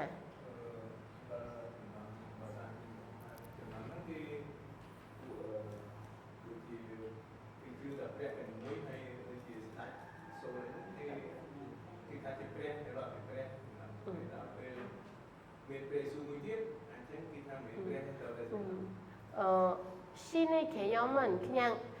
너무 심플하는 사람 아니라 뭐가 왕조에서 나온 사람이면 괜찮다. 이런 사람이 믿으니까. 네, 아주 훌륭한 대답입니다. 지금 lại mua đó trong trời đại. 네. 첫 번째, 하나님이 사람이 되신다는 생각은 유대인도 헬라인도 생각할 수 없는 거였어요.ចំណុចទី1ការដែលជាព្រះហើយមកយករូបកាយជាមនុស្សធ្វើជាព្រះហ្នឹងសាសយូដាក៏ដោយសាសដតីក៏ដោយគេអត់ដឹងវាជាអាចកំបាំងដែលមនុស្សអត់យល់ទេ 유대인들은 어떤 사람이었냐면 여호와라는 하나님의 이름조차 부르기를 두려워했어요. អ្នកគ្នាឃើញយើងរៀនពួកសាសយូដាគ្រាន់តែហៅពនាមព្រះអង្គថាជាព្រះយេហូវ៉ាហ្នឹងក៏ពួកគេខ្លាចអត់ហ៊ានហៅដែរ 그래서 그 글을 이름을 쓸 때도 목욕을 하거나 붓을 씻어야 했단 ចាំ 말이에요. ដល់ពេលសរសេរព្រះគម្ពីរទៅដល់កន្លែងសរសេរពាក្យថាព្រះយេហូវ៉ាគេហត់ទៅងូតទឹកសិនហើយត្រឡប់ឲ្យស្អាតមកចាំសរសេរ 그 거룩하고 영광스러운 하나님이 지금까지 하나님을 본 사람이 아무도 없는데 하나님을 보면 사람도 그 영광스러움 때문에 죽어요. 죽고 말아요. អញ្ចឹងយើងដឹងនៅជំនាន់សញ្ញាចាស់សេរីរុងរឿងរបស់ព្រះអង្គហ្នឹងខ្លាំងណាស់អ្នកទាំងអស់គ្នាជួបមួយព្រះអង្គគឺត្រូវតែស្លាប់មួយពន្លឺនៃសេរីរុងរឿងអញ្ចឹងពួកគេខ្លាចខ្លាំង 그런데 갈릴리 나사렛 예수 시골 마을에 그 연약한 한 인간이 하나님이라니 믿을 수 있겠어요? ប៉ុន្តែយើងមើលមនុស្សយ៉ាងសាមញ្ញម្នាក់កើតនៅស្រុកយ៉ាងតូចនៅណាសារ៉េតហើយចាប់កំណើតកើតមកនៅក្នុងក្រៅសត្វហើយចុងក្រោយគេហៅថាព្រះសួរថាគួរឲ្យជឿអត់ 하나님은 너무나도 거룩하셔서 그 앞에 설 사람이 아무도 없어요. ពីព្រោះផ្នែកកំណត់ឬក៏អ្វីដែលជាកំណត់នៅសញ្ញាចាស់គឺចឹងព្រះនៃខ្ញុំទ្រង់បរិសុទ្ធអស្ចារ្យខ្លាំងគ្មានអ្នកណាម្នាក់អាចឈរនៅចំពោះព្រះដែលអត់មានយកអីបាំងបានទេ 그 유대인들이 예수님이 하나님이라는 사실을 믿을 수 있겠어요? អញ្ចឹងសួរថាផ្នែកកំណត់សាសយូដាគិតព្រះអញ្ចឹងស្រាប់តែមកនិយាយថាព្រះយេស៊ូវជាព្រះរបស់ពួកគេទទួលជឿកើតអត់ 예수님은 십자가에 못 박혀 죽었어요. ហើយព្រះយេស៊ូវទ្រង់ត្រូវបានសគត់នៅលើឈើឆ្កាង 그래서 바울은 이렇게 생각했어요. អញ្ចឹងពោលគាត់គិតបែបដូចនេះ 자기가 하나님이 아닌데 자기를 하나님처럼 그렇게 여겨서 하나님의 저주를 받았다고. អញ្ចឹងពួកគេគិតថាម៉េចម្នាក់ឈ្មោះយេស៊ូវពោលគាត់គិតថាម៉េចសាវកពោលគិតថាម៉េចម្នាក់ហ្នឹងកុហកខ្លួនឯងមិនមែនព្រះហងតែកុហកខ្លួនឯងថាជាព្រះអញ្ចឹងសមនឹងទទួលទណ្ឌកម្មឲ្យគេសម្លាប់នៅលើឈើឆ្កាងហ្នឹងហើយ 이해되세요? យល់បានអត់គាត់គិតថាហ្នឹងជារឿងដែលត្រូវធ្វើបណ្ដាសារបស់ព្រះយេស៊ូវត្រូវពីព្រោះតាំងខ្លួនឯងថាជាព្រះយល់ហើយហ្នឹងបាន 근데 바울이 살던 로마 사회에서도 신이 인간의 몸을 입는다는 사실은 이해가 안 되는 거예요. អញ្ចឹងយើងមើលនៅក្នុងចំនួនហ្នឹងពីមុនក៏ដោយនៅពេលដែលនិយាយថាផងព្រះនៃខ្ញុំជាងមកដែលយករូបកាយជាមនុស្សធ្វើមិនក៏អាចយល់បានជឿមិនអាចជឿបាន 왜냐하면 신은 무한한 존재예요. ពីព្រោះពួកគេតែតែគិតចឹងព្រះគឺអស្ចារ្យខ្លាំងណាស់រហូតអ្នកណាប្រៀបធៀបបានហើយក៏មិនមែនមកធ្វើមនុស្សកើតដែរ 무한한 존재가 인간이라는 제한된 공간 안에 들어와 계시는 것 자체가 불가능한 일이에요. ចឹងគ្រូធៀបចឹងយើងប្រៀបដូចជាកណ្ដុងទឹកទូចព្រះអង្គប្រៀបដូចជាទឹកទន្លេនឹងឯងយកមកចាក់អាចអស់ទេពីព្រោះព្រះអង្គធំខ្លាំងណាស់ 신이 인간처럼 보일 수는 있어요. 헬라 사상에서는. អញ្ចឹងបើនៅក្នុងពួកសាសក្រិចវិញពួកគេគិតចឹងមានន័យថាពេលខ្លះទៅព្រះអាចយាងមកឲ្យពួកគេឃើញផ្ទាល់ហ្នឹងអាចមាន 그러나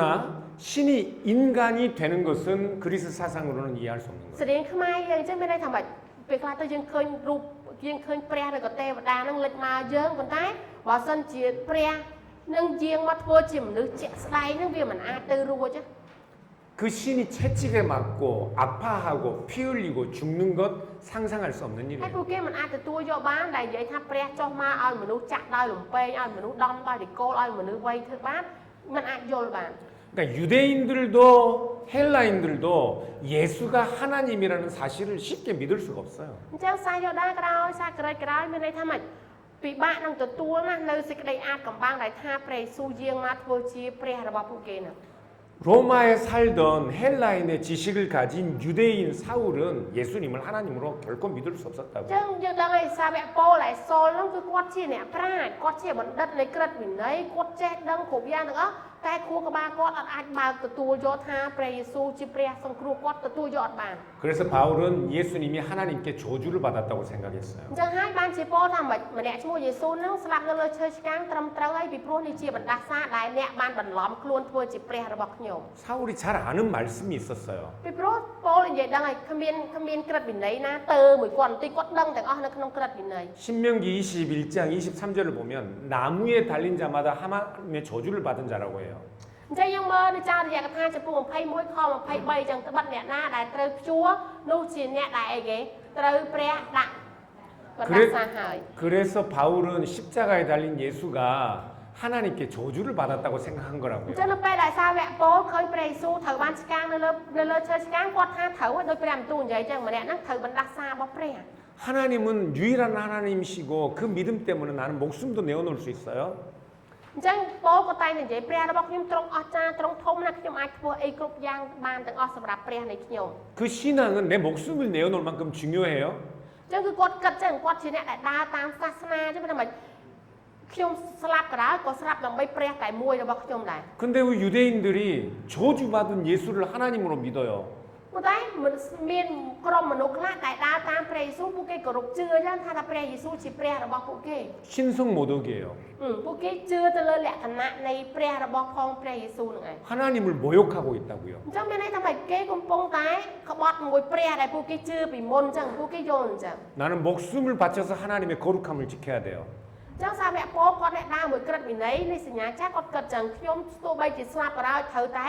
មានភាពស្មោះត្រង់បរិសុទ្ធជាមួយព្រះរបស់ខ្ញុំ 어떻게 해야 되겠어요? ចឹងយើងមើលបើសិនជាមានស្ថានភាពចឹងតើសាវកពោលដែលជាសូលហ្នឹងគាត់បានធ្វើយ៉ាងម៉េច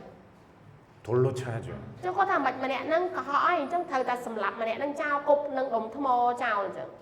그래서 사도행전 7장을 보면 បើយើងមើលនៅក្នុងកិច្ចការចំពោះ7មើល 스데반이 하나님 보좌 우편에 서 있는 것을 본다라고 말하자 យើងឃើញស្តេផានត្រូវបានគេសម្លាប់នៅពេលណា 사울 같은 유대인 청년들이 돌로 스데반을 អញ្ 죽입니다. ចឹងរំពេចដែលលោកស្តេផានគាត់អធិប្បាយឲ្យគាត់និយាយថាមិនខ្ញុំឃើញព្រះយេស៊ូវគង់នៅខាងស្ដាំនៃបល្ល័ង្ករបស់ព្រះបិតាភ្លាមហ្នឹងគឺពោលដុតគេឲ្យគប់ដុំថ្មសម្លាប់ស្តេផានហ្នឹងឯង 돌을 쳤던 사람들이 그것이 정당하다는 것을 증명하기 위해 어떤 증인을 세워요. អញ្ចឹងនៅពេលហ្នឹងគឺមុនពេលដែលសម្លាប់ហ្នឹងអ្នកដែលរៀបចំគប់ដុំថ្មត្រូវទៅរកសាកសីមួយថានេះម្នាក់ហ្នឹងបាននិយាយអីគេបានជាយើងអាចគប់ដុំថ្មសម្លាប់ម្នាក់ហ្នឹង 당시 총독이었던 로마인 관리가 스데반을 죽인 사람들을 불러서 물어볼 거 아니에요. 왜 죽였니? ចឹងពីពួកអីជំនាន់ហ្នឹងគឺគេមានពួកចវាយដែលជាពួករោមមកកាន់កាប់ធ្វើអត់អញ្ចឹងបើសិនជាសម្លាប់មនុស្សច្បាស់ជាគេហៅក្រុមនៃមនុស្សគប់ដុំថ្មថាមិនបានអ្នកឯងទៅសម្លាប់គេដោយគប់ដុំថ្មហ្នឹង 그러면 스데반이 돌에 맞은 정당한 이유를 설명해야 될 거 아니에요? អញ្ចឹងជាធម្មតាមុននឹងគប់ដុំថ្មសម្លាប់គេដូចគ្នាយើងត្រូវតែរកផោះតាងឬក៏ចាប់តោគេកន្លែងណាដើម្បីប្រាប់ទៅចវាយហ្នឹងថានេះខ្ញុំសម្លាប់គាត់ដោយហេតុផលនេះ 그래서 사도행전 7장을 보면 스데반에게 돌을 던졌던 사람들이 자신들의 옷을 벗어서 바울 앞에 갖다 놉니다. អ្នកគ្រីដឹងអត់ពេលហ្នឹងណាគេជាអ្នកដែលយាមអាវឲ្យអ្នកគប់ដុំថ្មហ្នឹងពោលសូលគឺគាត់ឈរយាមអាវអ្នកដែលគប់ដុំថ្មហ្នឹងហើយពួកគេគប់ដុំថ្មទៅហ្នឹងហើយ 바울이 그 스데반의 죽음을 정당한 것으로 알았기 អ 때문에 ញ្ចឹងមានន័យថាម៉េចពោលជាអ្នកច្បាស់ជាមួយក្រឹតវិន័យអញ្ចឹងគេឲ្យពោលធ្វើជាសាក្សីថាម្នាក់ហ្នឹងនិយាយខុសអីគេអញ្ចឹងទុកឲ្យខ្ញុំអ្នកគប់ម្នាក់ឯងអ្នកឈរមើលធ្វើជាសាក្សី 혹시 문제가 생기면 스데반이 앞장서서 아니 바울이 앞에 나서서 스데반이 신성 모독으로 돌에 맞았다고 증언해 줄 អ 거예요. ញ្ចឹងពោលប្រៀបដូចជាមេធាវីអញ្ចឹងមានន័យថាម៉េចពេលហ្នឹងបើសិនជាគេប្តឹងឬក៏អីពីបញ្ហានៃអ្នកគប់ដុំថ្មណាគេទទួលខុសត្រូវពោលអ្នកទទួលសូលហ្នឹងជាអ្នកទទួលខុសត្រូវពីព្រោះគាត់ដឹងក្បួនច្បាប់ហ្នឹង 바울은 그렇게 유일하신 한 하나님을 믿던 사람입니다. អញ្ចឹងមានន័យថាម៉េចពោលដែលជាសូលហ្នឹងគាត់គឺជាអ្នកដែលតស៊ូណាស់ជាមួយក្រឹតវិន័យដែលជឿលើព្រះតែមួយហ្នឹង 목숨을 걸고 មានតែគាត់សុខចិត្តស្លាប់ពីព្រោះធានា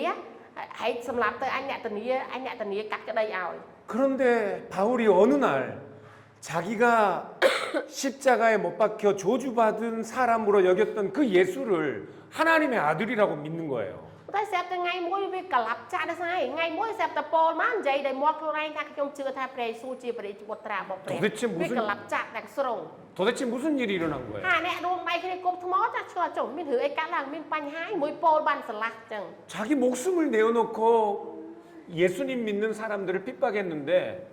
자기 자신이 예수님을 하나님으로 믿는 거예요. អញ្ចឹងមនុស្សដែលធ្លាប់ឈរដុកគេឲ្យគប់ឲ្យសម្លាប់តស៊ូមួយក្រឹតវិន័យចុងក្រោយបែរទៅជាសារភាពថាព្រះយេស៊ូវទ្រង់ជាព្រះសង្គ្រោះរបស់ខ្ញុំនេះ 무슨 일이 일어난 គឺ 거예요? ថាមានរឿងអីកើតឡើង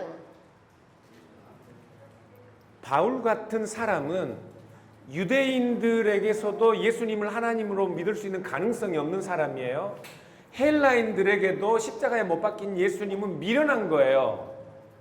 អញ្ចឹងលើមើលដូចហេតុឯបានជាលោកគ្រូខំផឹងបញ្យល់ចឹងមានតែមិនកណីពោលដែលជាបណ្ឌិតអស់តាំងបណ្ឌិតមនុស្សឆ្លាតមនុស្សតស៊ូមួយក្រឹតវិន័យមនុស្សសុខចិត្តស្លាប់ដើម្បីក្រឹតវិន័យមិនអាចយល់បាននៅអ្វីដែលជាសេចក្តីអាចកំបាំងព្រះអង្គឲ្យដាច់ខាតគឺយល់មិនបានទទួលយកមិនបាននឹងឯង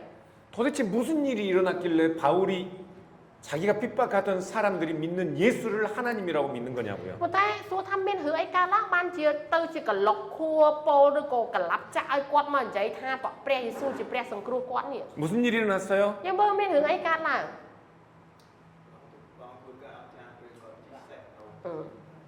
តាមមកឲ្យខាត់ទេ 사도행전 9장에서 다메섹에서 부활하신 예수 그리스도의 음성을 듣습니다. អ្នកគ្នាដឹងកំឡុងដែលគាត់ជិះសេះទៅដាម៉ាស់ហ្នឹងគឺគោលម្ដងទៅសុំការអនុញ្ញាតដើម្បីសម្លាប់អ្នកជឿព្រះថែមស្រាប់ទៅដល់ពាក់កណ្ដាលទីគឺគាត់ជួបព្រះអង្គនៅទីនោះ 죽은 사람이 어떻게 진짜 살아나요? អញ្ចឹងមើលព្រះយេស៊ូវស្លាប់បាត់ហើយនិយាយសាមញ្ញសកលហើយធ្វើម៉េចទៅមនុស្សហ្នឹងរស់ឡើងមកវិញបើជាមនុស្សធ្វើម៉េចទៅមនុស្សហ្នឹងរស់ឡើងមកនិយាយមួយគាត់កើត 그래서 현대 역사가들 예수님을 믿지 않는 역사가들은 예수님의 부활을 믿지 않습니다. ចឹងនៅជំនាន់ហ្នឹងយើងដឹងហើយមនុស្សជាច្រើនគេអត់ជឿថាព្រះយេស៊ូវសកលហើយរស់ឡើងវិញទេ 예수님이 부활했다는 것은 기독교인들만 믿는 것이 그건 역사적 사실이 아니라고 생각해요. វាជាប្រវត្តិសាស្ត្រមែនតើដែលម្នាក់ឈ្មោះយេស៊ូវនឹងត្រូវបានសម្លាប់ហើយទ្រង់រស់ឡើងវិញប៉ុន្តែនៅក្នុងប្រវត្តិសាស្ត្រគេបដិសេធថាមិនអត់ទេមានតែយើងដែលជាគ្រីស្ទបរិស័ទទេដែលជឿថាព្រះអង្គរស់ឡើងវិញហ្នឹងឯង 역사가들은 역사를 연구하는 사람들이에요. ពីព្រោះឯងប្រវត្តិសាស្ត្រគេស្រាវជ្រាវតាមបែបគំនិតមនុស្សនៃប្រវត្តិសាស្ត្រហ្នឹងឯង 그런데 그 사람들이 바울을 연구해 보니까 설명할 수 없는 게 있는 거예요. អញ្ចឹងគេនៅតែតថាមិនអត់ទេមនុស្សមិនដែលណារស់ឡើងវិញតែដល់ទៅពេលទៅមើលប្រវត្តិសាស្ត្ររបស់ប៉ូលក៏នៅក្នុងប្រវត្តិសាស្ត្រដែរអញ្ចឹងឆ្ងល់ហេតុអីបានជាប៉ូលទៅជួបព្រះយេស៊ូវចឹងម្នាក់នឹងរស់ឡើងវិញមែនអី 도대체 바울에게 무슨 일이 일어났을까? អញ្ចឹងគេបដិសេធការព្រះអង្គអត់រស់ឡើងវិញអញ្ចឹងគេឆ្ងល់ទាំងពោលហ្នឹងក្លុកលៀងខួរមិនបានជាក្លាប់ចាក់មកវិញអញ្ចឹង 무슨 일이 일어났길래 저주받아 죽은 예수를 하나님이라고 믿게 된 អញ្ 걸까? ចឹងគេឆ្ងល់ចឹងថាពោលដែលធ្លាប់និយាយថាយេស៊ូហ្នឹងសមនឹងស្លាប់នៅហ្នឹងហើយពីព្រោះត្រូវបដាសាព្រះហើយចុងក្រោយបានជាមកនិយាយថាព្រះយេស៊ូជាព្រះរបស់គាត់វិញ 역사가들은 예수님을 믿지 않기 때문에 예수님의 부활이라고 말하진 않아요. អ្នកប្រវត្តិសាស្ត្រគេមិនជឿអំពីថាព្រះយេស៊ូទ្រង់ជាព្រះដែលសគត់ហើយរស់ឡើងវិញដូច្នេះគេអត់អាចប្រើពាក្យថារស់ឡើងវិញនោះទេ 그렇지만 something happened라고 말해요. ប៉ុន្តែគេសរសេរចឹងប៉ុន្តែគេបើកវងកញ្ចក់ថាមានរឿងអីមួយកើតឡើងនៅហ្នឹងគេបញ្យល់អត់ចេញ 큰 일이 있었던 យល់ 거라. អត់មានមិនខ្ញុំអ្នកប្រវត្តិសាស្ត្រនិយាយចឹងខ្ញុំមិនជឿលើការរស់ឡើងវិញរបស់ម្នាក់ហ្នឹងទេប៉ុន្តែមាន something happen ហ្នឹងមានន័យថាមិនមានរឿងអីកើតឡើងតែខ្ញុំបញ្យល់មិនចេញតែច្បាស់ជាព្រឹត្តិការណ៍ធំដែលកលុកខួរក្បាលពោលបាន 역사가들은 큰 일이라고 말하고 알지 못하는 그 일을 성경은 부활하신 예수 그리스도라고 ចឹង 말씀합니다. អ្នកប្រវត្តិសាស្ត្រសេនៅក្នុងប្រវត្តិសាស្ត្រដែលបើកវងកញ្ចក់ចឹងថាខ្ញុំបញ្យល់មិនកើតតែនៅចន្លោះរឿងហ្នឹងច្បាស់ជាមានរឿងអីកើតឡើងតែអាកន្លែងវងកញ្ចក់ហ្នឹងពួកយើងដែលជាគ្រីស្ទបរិស័ទយើងបញ្យល់បានហ្នឹងហើយពីព្រោះព្រះអង្គមានបជនរស់ឡើងវិញ 그래서 바울은 깨달았어요. ពេលហ្នឹងពោលជួបព្រះអង្គហើយគាត់ដឹងខ្លួនហ្នឹងឯង 예수님은 저주를 받아 십자가에 못 박혀 죽었어요. ចឹងគាត់មិនមកគាត់គាត់ថាអញ្ចឹងព្រះយេស៊ូវជាអ្នកដែលទទួលបានបណ្ដាសាហើយសពនឹងស្លាប់នៅលើឈើឆ្កាង 그런데 그게 자기 죄 때문이 아니었어요. ហើយពីមុនគាត់អត់បានសារភាពទេថាស្លាប់នៅលើឈើឆ្កាងហ្នឹងដោយបាបរបស់ខ្ញុំ 나무에 달린다 자마다 저주를 받아요. គឺគាត់បែបដូច្នេះម្នាក់ហ្នឹងត្រូវតែសំទោសម្នាក់ហ្នឹងត្រូវតែស្លាប់ 그런데 그가 만난 예수님은 부활하신 하나님의 아들이었어요. ប៉ុន្តែនៅពេលដែលគាត់ជួបព្រះយេស៊ូវហ្នឹងគឺជាម៉េចគឺជាព្រះដ៏ជាព្រះរាជបុត្រានៃព្រះ 죄 없는 하나님의 아들이 어떻게 십자가에 못 박혀 죽으실 수 있는가? ចឹងគាត់ចាប់ផ្ដើមគិតឡើងវិញព្រះដែលជាព្រះរាជបុត្រាទ្រង់គ្មានបាបសោះធ្វើម៉េចបានជាទ្រង់ត្រូវស្លាប់នៅលើឈើឆ្កាង 죄 없으신 분이 어떻게 하나님의 저주를 받는가? ចឹងគាត់សញ្ចឹងគាត់ចឹងហេតុអីបានជាព្រះដែលគ្មានបាបសោះហេតុអីបានជាត្រូវរងបណ្ដាសានៅលើឈើឆ្កាងហ្នឹង 그리스도교에서 십자가에 못 박혀 하나님의 저주를 받으신 것은 우리의 죄 때문이라고 그런 អ 이해한 ញ្ចឹង 거예요. ឃ្លាពីមុនគឺគាត់និយាយនេះវាអាចត្រូវដោយសារគេព្រះអង្គត្រូវជាប់បណ្ដាសាប៉ុន្តែសួរថាជាប់បណ្ដាសាហ្នឹងដោយសារណាគេដោយសារពួកយើងពេលនេះគាត់ដឹងហ្នឹងឯង 그리스도께서 십자가에 못 박혀 죽으심으로 우리의 모든 죄가 다 사해졌다고 그런 믿은 អ 거예요. ញ្ចឹងគាត់ជឿចឹងមែនទេមិនព្រះអង្គត្រូវបានជាប់បណ្ដាសានៅលើឈើឆ្កាងមិនមែនដោយសារទោសកំហុសរបស់ព្រះអង្គតែជាទោសកំហុសរបស់ខ្ញុំហើយដោយសារតែព្រះអង្គធ្វើអញ្ចឹងហើយទើបព្រះអង្គអាចលួសបាបមកឲ្យខ្ញុំបានហ្នឹងឯង 그래서 유일하신 하나님을 섬기기 위해 목숨을 바치려 했던 사울, 바울은 예수 그리스도를 위해 자기 목숨을 바칩니다. អញ្ចឹងឃើញពីមុនដែលគាត់ធ្លាប់គោរពប្រតិបត្តិព្រះដែលនៅក្នុងសញ្ញាចាស់មិនមកដល់ពេលដែលគាត់ស្គាល់សេចក្តីពិតអំពីផងព្រះរាជបុត្រាពេលហ្នឹងគឺគាត់ចឹងខ្ញុំសុខចិត្តស្លាប់ដើម្បីព្រះយេស៊ូវខ្ញុំសុខចិត្តស្លាប់ដើម្បីដំណឹងល្អហ្នឹងឯង 할렐루야. 자, 그러면 바울이 예수님을 하나님으로 믿는다고 해서 그가 하나님을 여러 신이라고 믿어요? ហើយយើងឃើញចឹងមកដល់ពេលដែលពោលគាត់ជឿព្រះយេស៊ូវសួរថាគាត់ជឿព្រះយេស៊ូវគាត់ថាម៉េចបើមានព្រះយេស៊ូវមកលើផែនដីអញ្ចឹងមានព្រះច្រើនទៀតមែនគាត់ជឿអញ្ចឹងមែន 바울은 여전히 하나님은 한 분이에요. អញ្ចឹងមានន័យថាម៉េចវាតមកគ្នាខ្ញុំជឿព្រះនៅក្នុងសញ្ញាចាស់ដែលទ្រង់ជាព្រះតែមួយតមកដល់នេះព្រះអង្គនៅតែជាព្រះតែមួយគ្មានព្រះណាទៀតដែលអាចមកផែនដីធ្វើអញ្ចឹងបានទេ 예수님을 하나님의 아들로 믿는 것이 하나님을 유일한 한 하나님으로 믿는 것과 다른 것이 아니에요. អញ្ចឹងមានន័យថាសេចក្តីជំនឿរបស់គាត់តាំងពីមុនរហូតមកដល់គាត់ជួបព្រះយេស៊ូវមានន័យថាម៉េចមិនមែនជាសេចក្តីជំនឿជឿលើព្រះពីរប៉ុន្តែមិនពីដើមរហូតមកដល់ឥឡូវគឺតែមួយព្រះអង្គគឺជាព្រះតែមួយនឹងឯង 그래서 그는 유일하신 한 하나님을 위해 목숨을 바칠 수 있던 그 동일한 열심으로 예수님을 위해서도 목숨을 바칠 수 있는 거예요. អញ្ចឹងយើងឃើញចាំណាសេចក្តីស្រឡាញ់ដែលគាត់គោរពប្រតិបត្តិនឹងមិនប្រែប្រួលពីមុនដែលនៅក្នុងក្រឹតវិន័យក្នុងសញ្ញាចាស់ខ្ញុំគោរពប្រតិបត្តិព្រះអង្គហ៊ានលះបង់ជីវិតមិនមកដល់ជួបផងព្រះរាជបុត្រាដែលទ្រង់ជាព្រះតែមួយហ្នឹងខ្ញុំនៅតែធ្វើដូចដើមហ្នឹងឯង 예수님을 하나님으로 믿고 예배하는 것이 하나님이 한 분이라는 그 한 분이신 하나님을 믿고 예배하는 것과 다른 것이 아니기 때문에 ពីព្រោះពេលហ្នឹងគាត់បានស្គាល់នៅសេចក្តីពិតនៃអាចកំបាំងថាមិនមែនជាព្រះពីរប៉ុន្តែព្រះដែលពីដើមខ្ញុំជឿមកដល់នេះដែលទ្រង់យាងមកយករូបកាយជាមនុស្សដែលខ្ញុំកំពុងជឿហ្នឹងគឺទ្រង់គឺជាព្រះតែមួយហ្នឹងឯង 그렇게 하나님은 유일한 참 하나님 한 분이시지만 그러나 아버지와 아들과 성령이 한 하나님이신 분이에요. អញ្ចឹងយើងឃើញចឹងផងព្រះនៃខ្ញុំគឺជាព្រះត្រៃឯកដែលជាព្រះដ៏ពិតបរិសុទ្ធមិនប្រែប្រួលទោះបីជាយើងខ្ញុំឃើញថាទ្រង់ជាព្រះដ៏ជាព្រះវរបិតាព្រះដ៏ជាព្រះរាជបុត្រានិងព្រះដ៏ជាព្រះវិញ្ញាណបរិសុទ្ធមែនតែនេះបញ្ជាក់ពីគេពន្ធកិច្ចនិងលក្ខណៈបបផងព្រះប៉ុន្តែភាពដើមដូចពោលជឿអញ្ចឹងពីដើមមកដល់ឥឡូវទ្រង់នៅតែជាអីព្រះតែមួយសម្រាប់ខ្ញុំ 예수님이 하나님의 아들이라는 것과 하나님 그리고 예수님도 하나님 그런 하나님이 한 분이라는 그 사실은 유대인도 헬라인도 결코 생각할 수 없는 일이에요. ជាឃើញយើងនិយាយចឹងពាក្យថាព្រះមនុស្សរកខួរក្បាលដែលយកទៅយល់នឹងវាអត់ការពីព្រោះយើងត្រឹមជាមនុស្សដូចជាពួកសាសយូដាពួកសាសក្រិចដែលពួកគេគិតចឹងមិនថាព្រះរបស់ខ្ញុំនៅឋានដ៏ខ្ពស់បំផុតព្រះរបស់ខ្ញុំមិនអាចយាងមកធ្វើមនុស្សបានទេពីព្រោះឲ្យគេរកយល់មិនបាននោះឡើយ 똑똑한 사람들이 만들어낼 수 있는 교리도 종교도 아니라고요. យើងឃើញគោលលទ្ធិរបស់យើងមិនមែនអ្នកប្រាជ្ញបណ្ឌិតណាមកបង្កើតគោលលទ្ធិនឹងឲ្យយើងជឿទេ 예수님이 하나님이 아니면 이런 삼위일체 신앙은 나올 수가 ចឹងតែយើង 없었어요. រៀនចឹងបើសិនជាគោលលទ្ធិនឹងបង្កើតដោយមនុស្សដែលជាបណ្ឌិតច្បាស់ជាយើងមានចម្លើយតបយល់បានប៉ុន្តែដោយសារគេផងព្រះយេស៊ូវគ្រីស្ទទ្រង់គឺជាអ្នកបើកសម្ដែងហើយទ្រង់ជាអ្នកដែលប្រទានគោលលទ្ធិនឹងមកឲ្យយើងដូច្នេះតើតែព្រះអង្គប្រទានចម្លើយមកយើងទើបយើងអាចយល់បាន 그래서 오늘 우리는 고백할 수 있는 거예요. 아버지와 아들과 성령이 영원토록